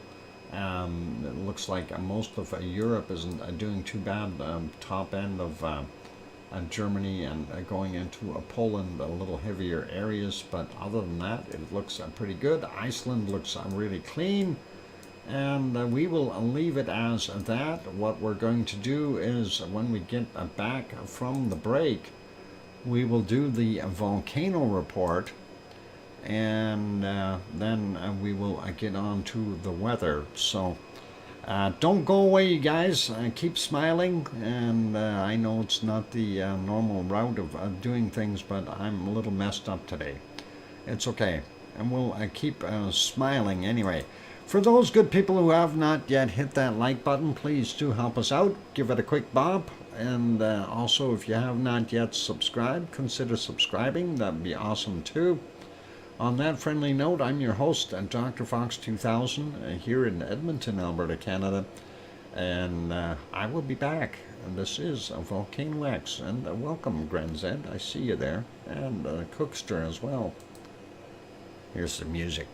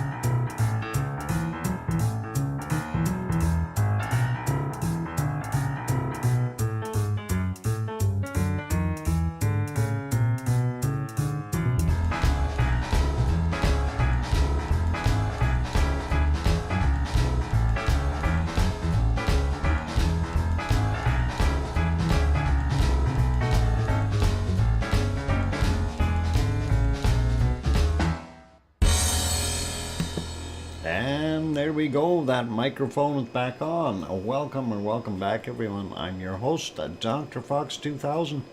I gotta have another drink of Pepsi though, just a sec. Seems every time I turn that microphone on, I end up getting a frog in my throat or something. I have no idea why. Anyway, thank you. I see Do Free is here. Welcome, Do, and thanks for the welcome back. And thank you, Sue and JB. I don't blame you. Pepsi made in Carolinas. No, it's made right here at the bottling plant in Edmonton. We have our own, you know. There's many different bottling plants around all over the place. Anyway, let's get at things. So let's do the volcano report before I forget to do that completely. Anyway, we did have 7 volcanoes from Sunday, late Sunday, volcanic activity. So we'll start out with Shivalish up in the Kamchatka Peninsula in Russia. Possible eruption observed to 13,000 feet or 4,000 meters at 1900. And then Popocatépetl from continuous volcanic ash emissions observed to 24,000 feet, 7,300 meters. And that was at 1900. Sabancaya in Peru, sporadic eruptions reported at 1945. Fuego in Guatemala, continuous volcanic ash emissions to 15,000 feet or 4,600 meters reported at 2015. Stromboli in Aeolian Island, Italy, effusive explosive eruption at the volcano continues, reported at 2100. Part of it has shut down though. And Cotopaxi in Ecuador, continuing volcanic ash emissions to 23,000 feet or 7,000 meters last night at 21:30 is when that was reported. And what? Check what? Check a screen. Why am I checking my screen? The screen is still showing I'm doing the report. Hopefully, Cookster, why am I checking the screen? I got the lava flow on. I'm reading the report. I don't know what, we are still seeing Ragnar. Yes, during my report, I leave that on so you have something to look at while I'm reading the report. All right. Had me panicking. No, I don't pop around to these different volcanoes. I just read the report. I figured I'd leave something for you to look at. Anyway, where was I? Cotopaxi, 23,000 feet, 7,000 meters, 2,100 last night. Sangay in Ecuador, light volcanic ash emissions observed to 20,000 feet or 6,100 meters reported at 2,300. And okay, when people are when I'm doing this report, people are asking all kinds of questions. Do free. Let's scan the stuff all day long and sometimes at night, and brings us short videos and makes it official report. And thanks, Doc, for taking up a lot of time. Yeah, you're welcome. And I do also have to thank Sue for these reports as well. And there's all kinds of different stuff going on. Anyway, let's carry on with Monday's activity. 11 volcanoes. Lwowla Talk, Lesser Sunda Island. We already looked at that report. Discrete volcanic ash emissions to 6,000 feet, 1,800 meters at midnight. And then we also have the volcanic ash to 7,000 feet or 2,100 meters reported at 8:30. Sakurajima in Japan, eruption to 7,000 feet or 2,100 meters reported at 1 a.m. and again at 15:45. Suwanoshijima erupted to 6,000 feet or 1,800 meters, reported at 1:30 a.m. and volcanic ash not definable in satellite imagery at 12 noon. Popocatépetl in central Mexico, continuous volcanic ash emissions observed to 24,000 feet or 7,300 meters, reported at 1:30, and we kind of mentioned that already, that it was pretty much continuous there. Frequent volcanic ash emissions are seen in satellite imagery at 22,000 feet or 6,700 meters, reported at 1,300. And let's see, Guatemala, Santiaguito in Guatemala, volcanic emissions have dispersed, reported at 2:15 a.m.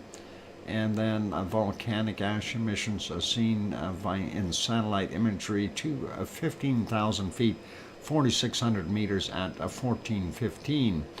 Stromboli in Italy, a separate report. We already went through that, and that is all good. It's going to chug away and see what happens. Shivlish, Kamchatka Peninsula, volcanic ash emissions continue to 13,000 feet, 4,000 meters at 6:15 a.m. Sabancaya in Peru, unable to detect it at 7:45 or 13:45, so nothing from Sabancaya. Fuego in Guatemala, occasional volcanic ash emissions at 15,000 feet, 4,600 meters, and that is at 7:45 a.m. And then frequent volcanic ash emissions and satellite imagery and webcam 15,000 feet or 4,600 meters, reported at 1,400. And then Cotopaxi, volcanic ash emissions possibly to 22,000 feet or 6,700 meters, reported at 9 a.m. and not visible at via satellite or webcam at 1,500. And Krakatau, Sunda Strait in Indonesia, volcanic, Vana? What is that? Volcanic something or other for eruption, ash not definable. Okay. Anyway, it's from 1730. So I'm thinking that it's not doing too much. So we will leave our volcano report be. Thank you, Sue, for sending that. And let us get back over to our weather map, whether we like it or not. And here we go. So looking at what we've got going on, looks a little bit warmer in Alaska and the Yukon and Northwest Territories there. I still need to find out what those terms mean. Yeah, something volcanic. I have no idea, Vana. That is kind of weird. Weird acronym of some sort. Anyway, looking a little bit warmer up north, which is a good sign, means warmer coming in Alberta soon too. We do see this low off the coast here, and that looks pretty nasty, and that is drawing out some air right now. But looks like Vancouver coming in at about 10 or 11 degrees right now. Over there on the rock where Bob is smoking his squid, it's got to be like 8 degrees Celsius roughly. And Edmonton coming in at a -5 today. And we see okay, volcano observation notice for aviation equals Vana. Oh, okay.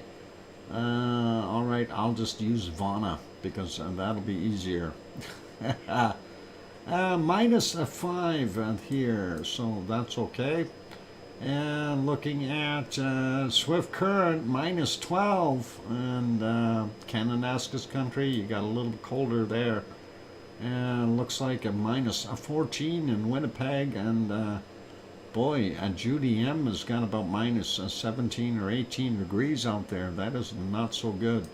Looks like a little bit warmer in Ontario, though. Northern Manitoba and Nunavut look very cold up there, and a good chunk of Hudson's Bay. So not good for them. Toronto coming in about 1 or 2 degrees. Detroit a little bit warmer by 2. Not so warm in Chicago, somewhere around 1 or 0. Same thing goes for Henry's house. And looking at what we see in Montreal, 3 degrees in Montreal, -3 in Quebec, depending on where you hold your hamster. And we see about from -7, -8 up in the north to 0 or +1 down in the south of New Brunswick. Halifax coming in at a 0. Cole Harbor coming in at a balmy 2 degrees. That is awesome. Thank you, Sue. Looks like most of Newfoundland not bad. Looks like -3 is about the lowest, and the warmest is about a +1 on the Avalon Peninsula. We do see that most of Labrador has warmed up, and most of Quebec we do still see some of that cold bleeding in off of Hudson's Bay there, doing its thing. And let's get over to the other side. Portland coming in at a windy 9 degrees. And we see about, what is it there? San Jose, about 12 or 13. Sacramento, a little bit warmer at 15. That's nice. 18 in Los Angeles, and Death Valley coming in at about 19. Where's that 19? There's 18. I don't see that 19 on the map today. Maybe I'm behind an hour. I don't know. Las Vegas, 11 degrees. Mexicali, about 17, and not that warm. About 18 there in Phoenix. Tucson at 17. That's still not bad, though, for this time of year. Albuquerque, a little on the cool side with about 4 degrees. Looking at the heat down in the bottom of Texas, a little cooler today than it was yesterday, but still a lot of warm temperature there. 22 in San Antonio, 22 in Austin, in Houston, 21 in Austin. Dallas coming in at 16. We do see the cutoff line there, and looks like 10 degrees Celsius or 50 Fahrenheit in Oklahoma. And we'll take a look at there of 24 in New Orleans. That's not bad. Miami coming in at 25. Jacksonville about 22. Atlanta coming in at about 18. And we see here about 18 in Charlotte, North Carolina. Grandma B's house, while she's watching TV, she's got 19 degrees. And we see about 15 there in Virginia Beach. And we're seeing 8 in New York. And we're seeing about 7 in Boston. Continuing on, let's have a quick look. That cold is not making it into the Baja, just trying, but it's not getting there. We do see Mexico is a lot warmer. We see about 18 degrees right now in Mexico City. Acapulco coming in at about 25 degrees. The Yucatan Peninsula on the inside curves here, we're seeing up to 32 degrees. Cancun at 26. And looks like some of those places here as well at the 30 degree marks. So not bad. And we see still some very warm weather in Colombia on the lower plains here at 31 degrees. That's not bad. Of course, the highlands are going to be cooler. And same thing goes for Venezuela. Some very nice temperatures yet at 30 degrees, and looks like the interior of Colombia a little cooler though. And most of Brazil are doing anywhere from about 31 to I don't know, what do we want to pick? About 18 down on the bottom here. So I'm very cold on the bottom, 13 degrees. But Rio de Janeiro coming in at about 24 right now. Sao Paulo is about 18. So not bad for those areas. Buenos Aires coming in at 21. Paysandú coming in at about 20 degrees right now. And we do see some of those warmer temperatures there.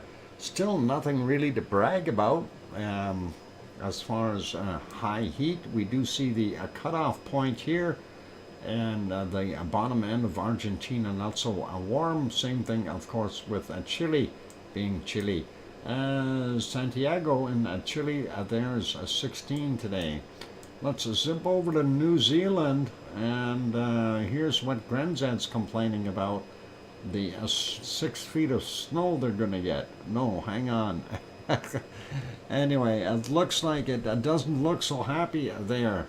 Christchurch only being 7 degrees right now. That is cold. Definitely a change in seasons. And look at that. We see -1, -2, -3 up in the hills. Not so good. Wellington, and it's 13 right now. And Upper Hutt is probably about 12.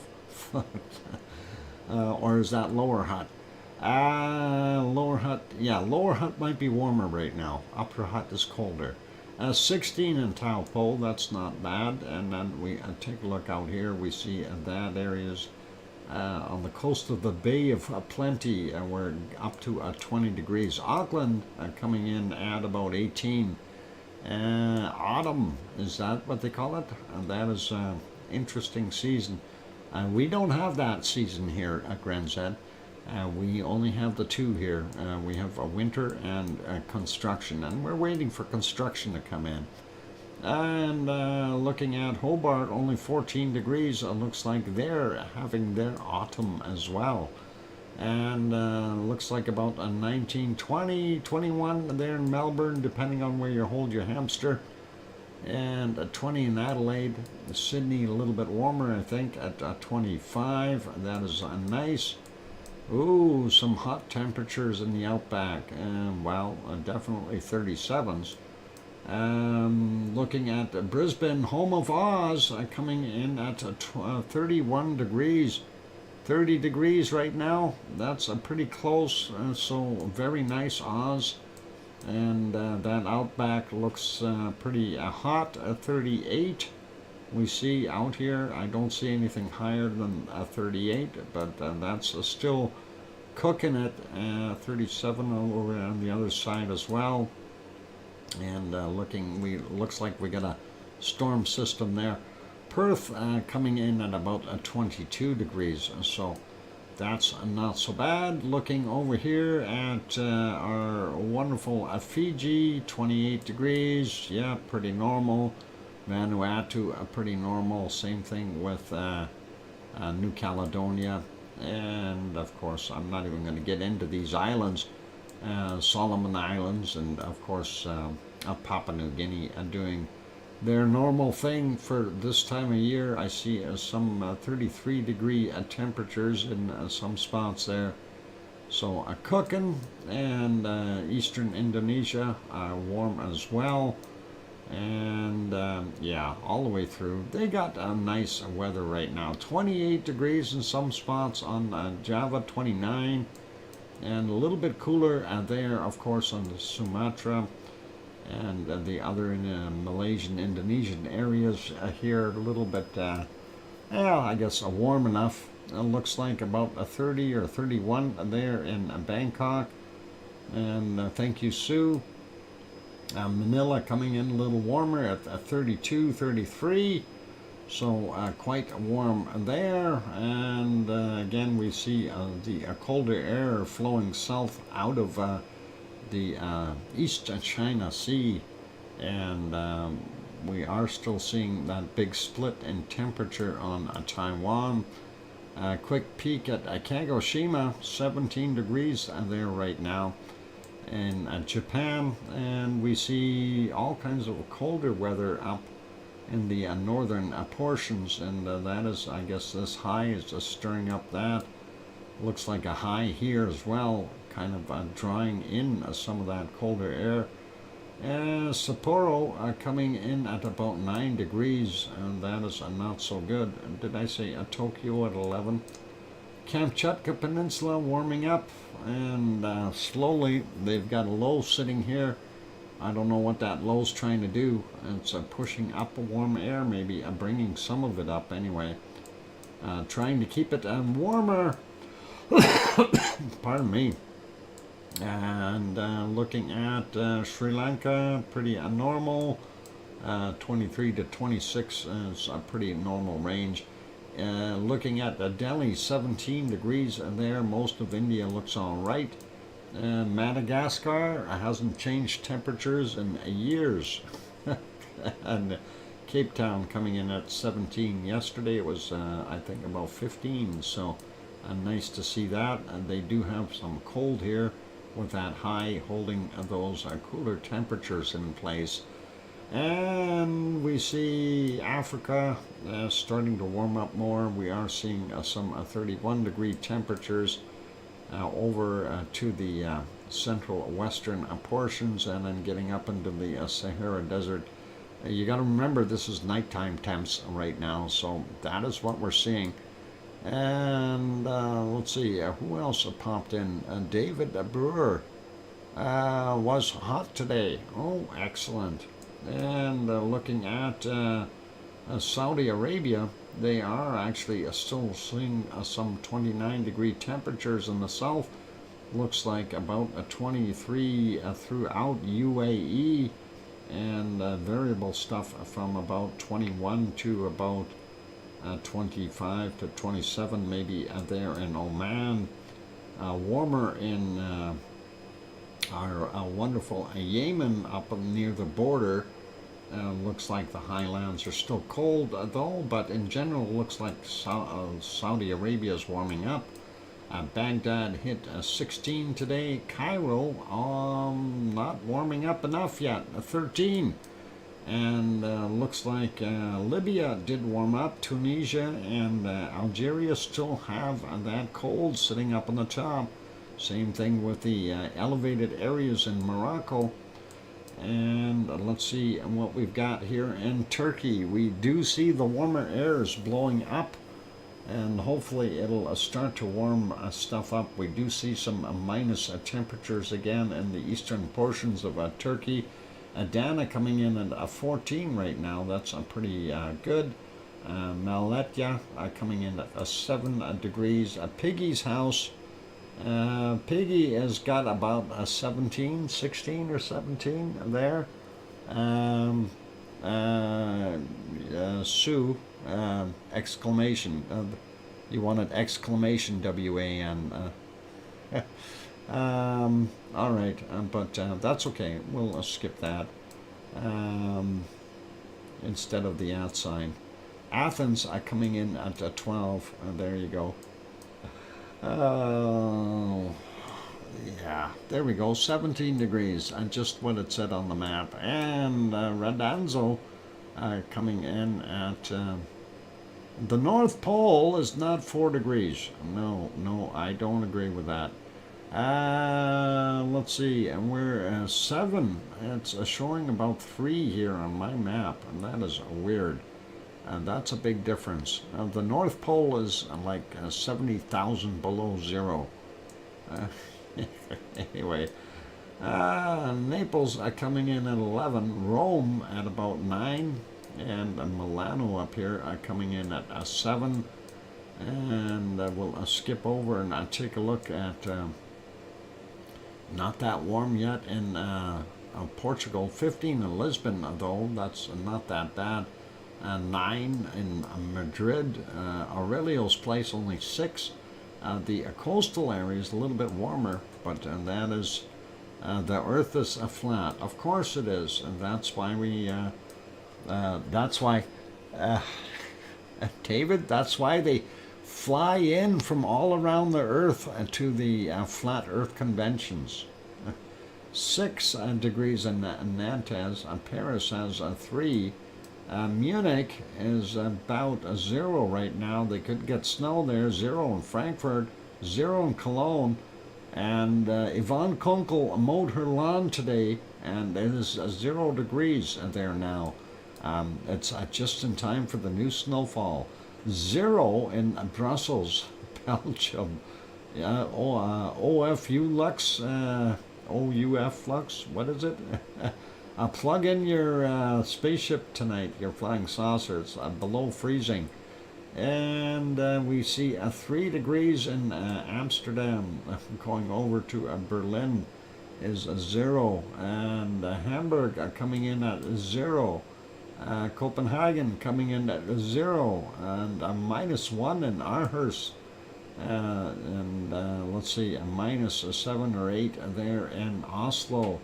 -5 in Stockholm. Going over to St. Petersburg as 0. And Moscow +1. Let's see what we got in London. About 3 or 4 degrees. Looks like maybe a little bit warmer in Wales. And going up, Leeds 3 degrees, Glasgow 3, Aberdeen coming in about 3 or 4, and the interior, of course, a little bit colder there in Scotland, and seeing about 7 degrees in Dublin. And oh, you're upside down there, Oz. If the Earth was flat, why am I upside down? Ah, that's a good question. Very, very good question, Oz. 8 degrees for Irish Monk. And one more place to check. Let's see what we've got there in Reykjavik. I'm seeing -2 or -3.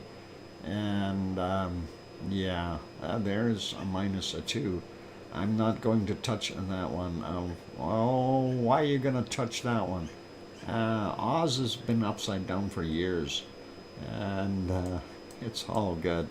Okay, I'm going to go take a break, you guys. And when we come back from the break, we will take a look at that nasty precipitation and see why everybody's got what they got. And that storm here dissipated and turned into a little one. It's coming for David. It's going to move downward instead of north. So David, get ready. And there's the other storm. Okay, I'm going to go have a break. And don't go away, you guys. And we'll throw some lava back on for you. And David says no. All right, it's going southeast to have a look to have those all week too. Cool. All right, I'm gonna go take that break. For those good people who are here, please do consider hitting the like button if you haven't done so already. Also, if you have not yet subscribed to the channel, consider subscribing. That'd be awesome. On that friendly note, I'm your host, DrFox2000, here in Edmonton, Alberta, Canada. Don't go away. We'll be back with precipitation and then the hunt for the coldest temperatures on Earth. And I'll be back. Did you catch anything, David? I'll be back.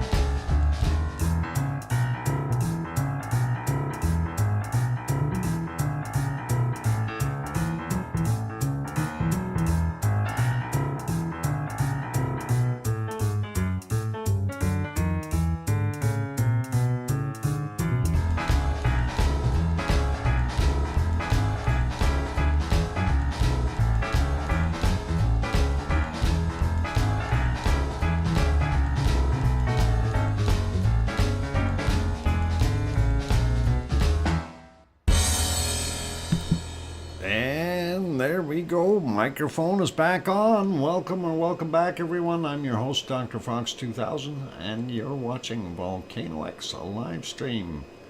And let's pause our wonderful lava here in a second. Thank you for the welcome backs from Sue and JB and Mars and Cananaska's Country and Susie. Appreciate that, you guys. And we'll carry on here. Gotta find my video. I need to stop that lava in mid-tracks. There. I stopped it. I stopped the volcano. I hear you, DrFox2000. There you go, Sharon Stewart.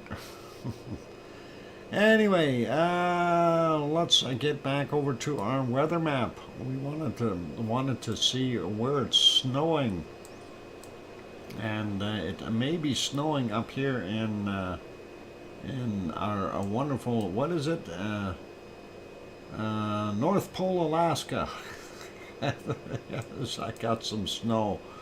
Let's search for it. North Pole, United States. Let's see, it'll show there. Oh, no, North Pole is dry. They're just outside of it. Fairbanks has got snow though, but let's leave that alone. I don't want to go there. Lots of snow. We do see a high sitting here, and that is a good thing, but this low is down south, and looks like most of Oregon is getting their coastal area full of snow, and some of the northern portions of California is getting it too. Some snow and rain mix in the interior of British Columbia, lower areas, and not so bad for those guys. And down by, I guess it'd be all the way in the foothills, Cananaska's Country is what that is getting some snow. And even out into Lethbridge, we do see some down here in southern end of Saskatchewan as well. Little bits in northern portion of Manitoba, and then of course Nunavut and over the Hudson's Bay top area get some snow, some lake effect snow over Lake Superior there, and of course a little bit in northern Ontario. Then we see most of everything is okay along the St. Lawrence Seaway. We do see snow in Labrador and snow over here in Newfoundland, and we see this nasty storm, and that is off the coast, and glad that is not right in on the coast, but looks like a rain for Boston and New York, and the interior of New York State is getting nailed. Let's go over here and look at the west. So yeah, as I mentioned, so from, I guess, just south of Portland, north of Eugene, on downward to, I guess, the Redwoods would be getting nailed with some snow. Some bad weather there in Idaho. Possibly some snow at Yellowstone as well. We see some stuff here in oh, what the heck, it's not Iowa. What state is that? Kentucky? Kansas has got some bad weather, a little bit of rain in Texas. And along the coast, it looks like it's spread all over the place. So, going to be interesting. David said it's clear for his place in here. So, yeah. But that is up in the northern area. This, I don't know which way this is going to go. It looks like it's circulating around a little bit, but it is just northwest of Miami, so pretty cool. And Nebraska, it's Nebraska. Thanks, Sharon Stewart. Looks like central Mexico's got some rain. Most of Venezuela is dry. Interior of Colombia, well, in the mountains they're getting it, and the southern interior areas. Looks like Peru and Ecuador are getting nailed, and then most of our Guianas and French Guianas, and those guys are getting nailed, and then lots of stuff in the upper portions of Brazil. Looks like Rio de Janeiro may have some rain right now as well. Looks like a good portion of Bolivia is dry, as well as Paraguay. We do see a little bit of rain up here in the northwestern portions of Argentina, and then again just to the west of Buenos Aires. Paysandú has no rain, so that's all okay. We do see some of that stormy stuff blowing in from the Chilean mountains and fjords and other things, and that low doesn't look too friendly. South Sandwich Islands are possibly getting some snow. And here, oh my God, snow in New Zealand. Yes, we're seeing it. Snow in New Zealand. Get your snow shovels out. The South Island has got some snow. And we see some thunderstorms. And Grenzed, you better get your rubber boots on. Looks like lots of rain coming down in some places. And hope that is not happening at... you might want to head for the upper hut. Doesn't look bad in the central region, but Auckland seems to be getting some rain as well. And Tasmania, yep, forget it, you are going to get wet. And it looks like Melbourne is dry, but we see lots and lots of rain in the other areas in southern portions of Australia, and then a streak going all the way across, giving us some rain out here in the west as well. It looks very dry for where our wonderful Oz is. She's probably growing her third season of a garden already this year. And what? You're up one time. One penguin a time. Oh. Up our one penguin a time. Okay, Doc. Cool. One penguin. Looks like it's raining in Fiji. Looks like Vanuatu might be getting some showers there as well. And we've got Solomon Islands, those areas, and Papua New Guinea are getting some rain as well. Eastern Indonesia definitely getting bombarded with rain. And yep, heavy rain here around Wellington. Boots and hat on. There you go. And looks like if you were in Sumatra or Java, you would have to have those same boots on. And looks like Bangkok is dry, but the rest of the area, intermittent showers. Same thing goes for most of the Philippines. Bottom end of Japan doesn't look too bad. It looks like some showers around Tokyo and just slightly to the north, and nothing in the Sapporo area up on the northern islands. Snow on the eastern side of the Kamchatka Peninsula going in there. And looks like a little bit of a storm down in a southern tip of India, nothing too severe. And we see Madagascar right in between here. Boy, that is a pretty rough area. And they've always got stuff going on in this area, in between Madagascar and I do believe that's Mozambique there. That is pretty nasty. Looks like South Africa, not bad. Central regions of Africa, though, getting nailed with rain again, and looks dry in the Sahara. Looks like UAE might be getting some rain, and that is weird. Southern portions of Saudi Arabia as well. That's kind of odd for this time of year. Suze, can you cooking a dinner for Doc and me too? Oh, what are you cooking? Popocatépetl is a sneezing lava now. Uh-oh. Are you sure? Is it? I don't see it sneezing. Oh, why did that clock stop on there? That should be moving. Oh, there it is. Let's back that up a few seconds. Maybe we can see a little bit of a... Yep, it is. Oh, look at that shower of lovely goodness. Let's make that bigger for a second.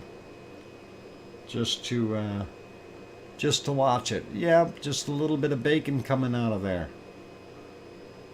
And that is kind of cool. Yep, going and peppering up there. And yep, it certainly is. And that looks more like a fountain of lava continuing. That's a little bit different than what it's been doing lately, and that's what we're waiting for. We're waiting for it to get continuous like that, and that is awesome to see. And I might have to keep a real close eye on it tonight, since it's doing that. So the eruptive phase is going, yep, it's definitely going to do a little bit more. Hopefully it is going to stay clear and we'll be able to see what's going on. What about the other views? Yeah, going to be troublesome to see the other shots. We'll see what happens. Anyway, yeah, thanks, Cookster. That's interesting. We'll leave that back to live, and we'll keep an eye on it later. Back to our weather map, and whether we like it or not, we'll undo it. Let's continue on here. So what were we looking at? We were looking at this area here. Looks like a little bit of rain for Piggy, maybe. I don't know. Maybe that pasture by, though. Looks like we are getting some rain in Sicily and definitely in Italy. Some snow in the higher elevations. And looks like Spain and Portugal and France, no rain. Some snow up in the Alps. Yolehu, yeah, looks like Munich might be getting some snow as well. No snow over here for Yvonne, though, and nothing for Amsterdam or Holland in general, or Belgium or Luxembourg. Looks like Berlin is spared for now, and that looks like it may be sliding downward and going right back into Poland. And you may see the occasional flakes there in Denmark, nothing too severe. And it looks like England is not bad. Wales, a little bit of rain, but looks like Ireland is raining buckets there, and buckets of sheep. And 2 or 3, looks like about 3 millimeters going there every 3 hours. For Irish monk, and some snow in the interior of our wonderful Scotland up top there, and some Helsinki area, and even Stockholm getting some snow because of that low sitting in there churning away. And let's see, Iceland, and they are still getting some snow in the eastern portions, and bits everywhere in the north that Gulf Stream hasn't pushed through enough, and that warm air is pushing up here, and that low needs to move up and out to allow everything to start warming up for those guys, and that would be nice. Let's go find some cold temperatures, and then we'll see what we can do. So our coldest temperatures on the planet today, we'll find them and see what we've got. So far I see a minus 65 there. There's a minus 70. Let's see if we can find something colder than a minus 70. And let's see, minus 70 so far. 67, 50s, no, 64, I see, 67, 65, 66, somewhere in here. Oh, there's a pocket there, minus a 74 we've seen, there, yep, minus a 74 degrees Celsius. That is a chilly. And let's see if we have anything colder there. We're gonna zoom in a little bit and see if we can locate the cold points here. There's that 73. I need to probably zoom back out and find that 74. Let's zoom back out and see if we can find it. There's a 74. I found that again, but I lost it again. It was right in here, minus a 74. We had it on the screen, so I'm not joking around about it. It seems to be moving. A minus a 73. We had it again. It's somewhere in here. Minus a 74. So if we zoom in on it, minus 73. I'm going to see if there's anything colder than minus a 74. 73. 73. Yeah, there's the 74 right there. No, I think I'm going to be stuck with a minus a 74. All right, I'm calling it as a minus a 74 for Antarctica. And let's see what we've got. And a wonderful Greenland. 47 already, minus a 47. 48. Oh, and that's quite a bit of a minus a 48 so far. Let's see if we can find a minus a 49. 47, 48. Oh, and there's a minus a 49. Do we have a minus a 50? A 49 over there. A 49. 49 again. Looking for minus a 50. 49. 48. I think we're out of it. Okay, a minus a 49. So a minus 49 for sure. And I don't think we're going to find a minus a 50. Let's zoom in on a minus a 49 here and see if we can scout a minus a 50 out of here.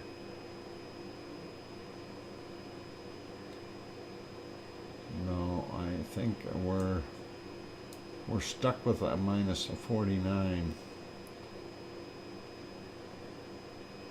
That actually goes quite a ways over there. 49.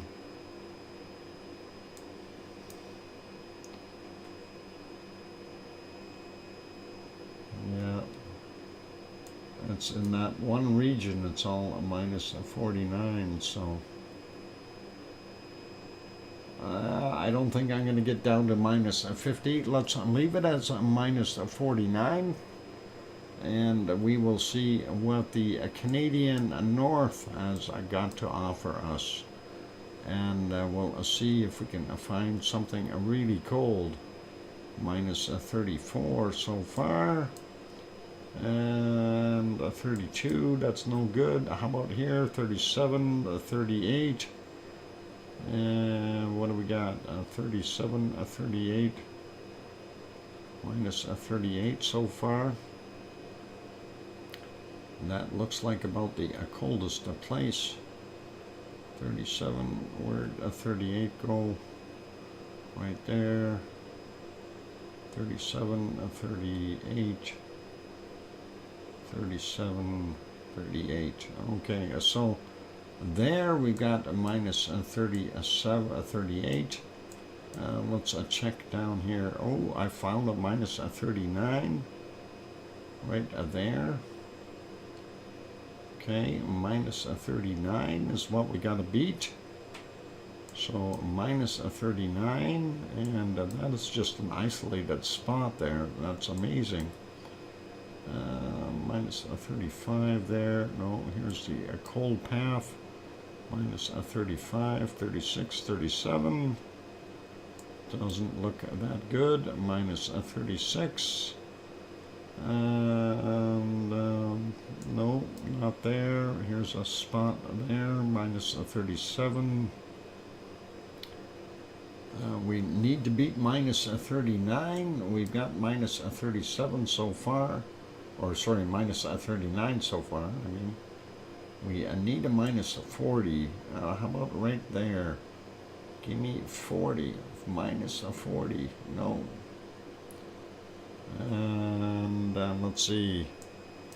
Let's zoom out here a little bit and just take a look at some of the other spots. Minus a 40. No, no, no.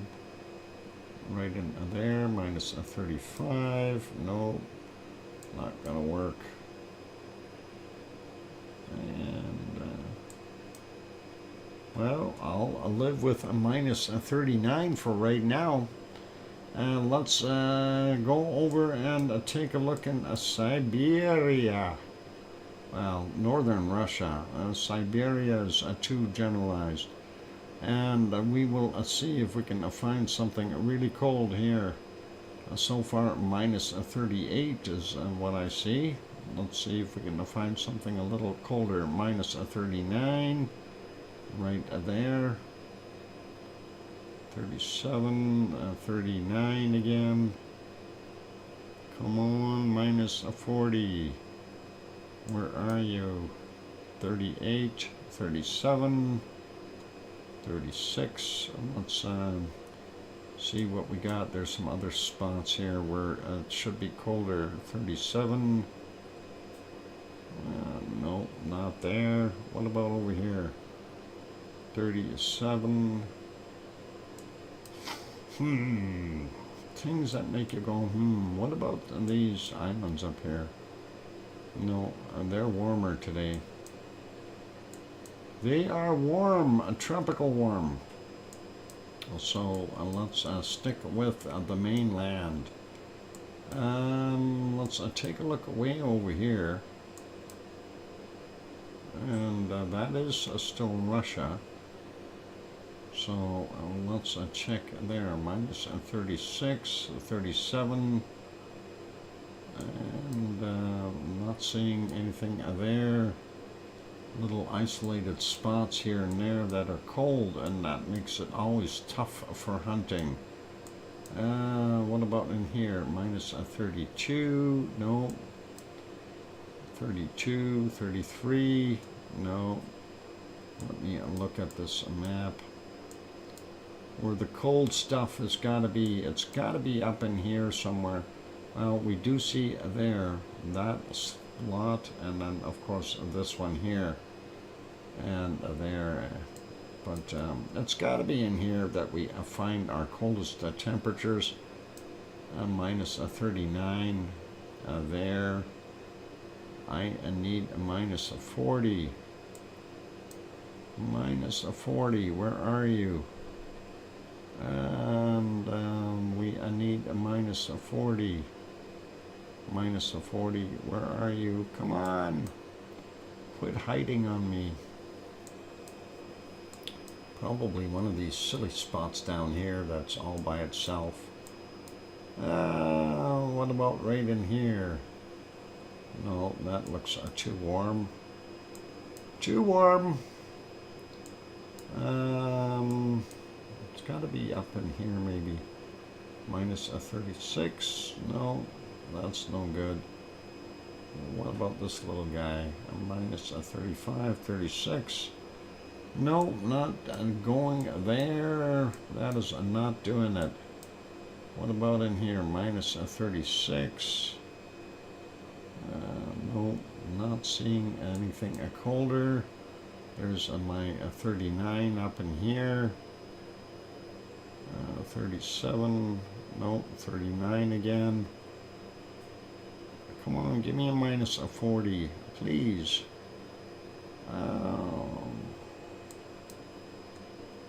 I don't know. I'm going to have to live with a 39, am I? I'm not seeing anything colder. Let me just look at this again here. I don't see any isolated spots. Am I missing something? What about up north here? This little island out here, what's this? It's a tropical 29 degrees. You almost have polar bears sun tanning up there. 31 on that island, that's no good. Alright, and the colder spots we see here, 37. If we zoom in on this, yeah, 37, that's no good. 36 down here. No, I gotta be back over in the other spot. And that is this area here. We gotta zoom in and find it. And there's gotta be something colder here. Minus 36, that's no good. 37, that's better, but there's a 38 again. And the 37's not seeing a minus 40 yet. 39s, 38, 37, and no minus, there's a 39 again. Come on, 40, where are you? You gotta be in here somewhere. And 39 over there. I'm gonna have to give up and say a minus 39 degrees. I do not see anything colder. So that is what we've got. So minus 39 degrees for Russia. And of course my clock says at 2100, so it's kind of what it is. And there we go. And it looks like Sue beat me. It's a second-degree beating today. She's whooped me by 2 degrees in our wonderful Siberian Russian outback there. So that is the dilemma. And thank you, Sue, for being mean to me. That second-degree beating. That hurts, you know, second degree. And that is what it is. That's it. So thank you very kindly, and Sue gets it. She likes the whoop, yeah. Yep, the weather Vostok. It's a balmy 8 degrees in Vostok. Sue goes and feeds the animals. That is awesome. Let's put some warm lava back on, so everyone can warm up, and all good. So a big thank you to each and every one of you for being here today. I see we're down to our typical group at the end, and we drop off steadily throughout the show here as we get into the weather stuff and the SO2. There's usually a big drop. So people are doing their thing. I'll go with you again. Oh, there you go. And all good. I want to say a thank you to everyone for being here. Big thank you to Linda Schoof and Irish Monk for their wonderful super chats today. I appreciate that. They were very awesome. And big thank you to all of the members and of the entire Lava family. Whether you're a member or not, you're still part of the group. And thank you everyone for being here. Oh Mummy, hang on. No, not Oh Mummy of Hamsters. Oz says thank you, Doc, and mods and all Lava lovers for pray for Nashville. And yeah, that is very tragic. And if you wish, you can certainly pray for them. And we send out our best condolences for those that have lost their loved ones. And it's really heartbreaking that you know, these young children were shot and killed, and In my opinion, it's senseless. It is really a senseless, cowardly act for someone to have done that. Anyway, I don't want to dwell on that. Be good, be kind, take care, everyone. Thank you to our moderators, Arizona Snowman, Piggy, C&D Boy, Gary 24/7 Live, VZ Skies, Lucas Snow, and Joseph Fields, Texas. Also, big thank you to Sue for supplying the volcano report and that stuff, and that is always awesome. Thank you very kindly, Sue. And thanks, Sharon Stewart, for keeping track of things for our cold hunt, and that is all good. And that's it. Time for me to wrap it up. So be good, be kind, take care of yourselves, and please try to take care of everyone else if you can. And for those who haven't yet hit the like button, maybe hit it on the way out the door. Be good and be kind. That's all I can ask. And please, please tell your loved ones that you love them tonight, for tomorrow is never promised. I'm your host, DrFox2000, here in Edmonton, Alberta, Canada. We will see everyone tomorrow. Good night and take care, or a good day, depending on where you are. And we'll see you. Take care. Oink, oink.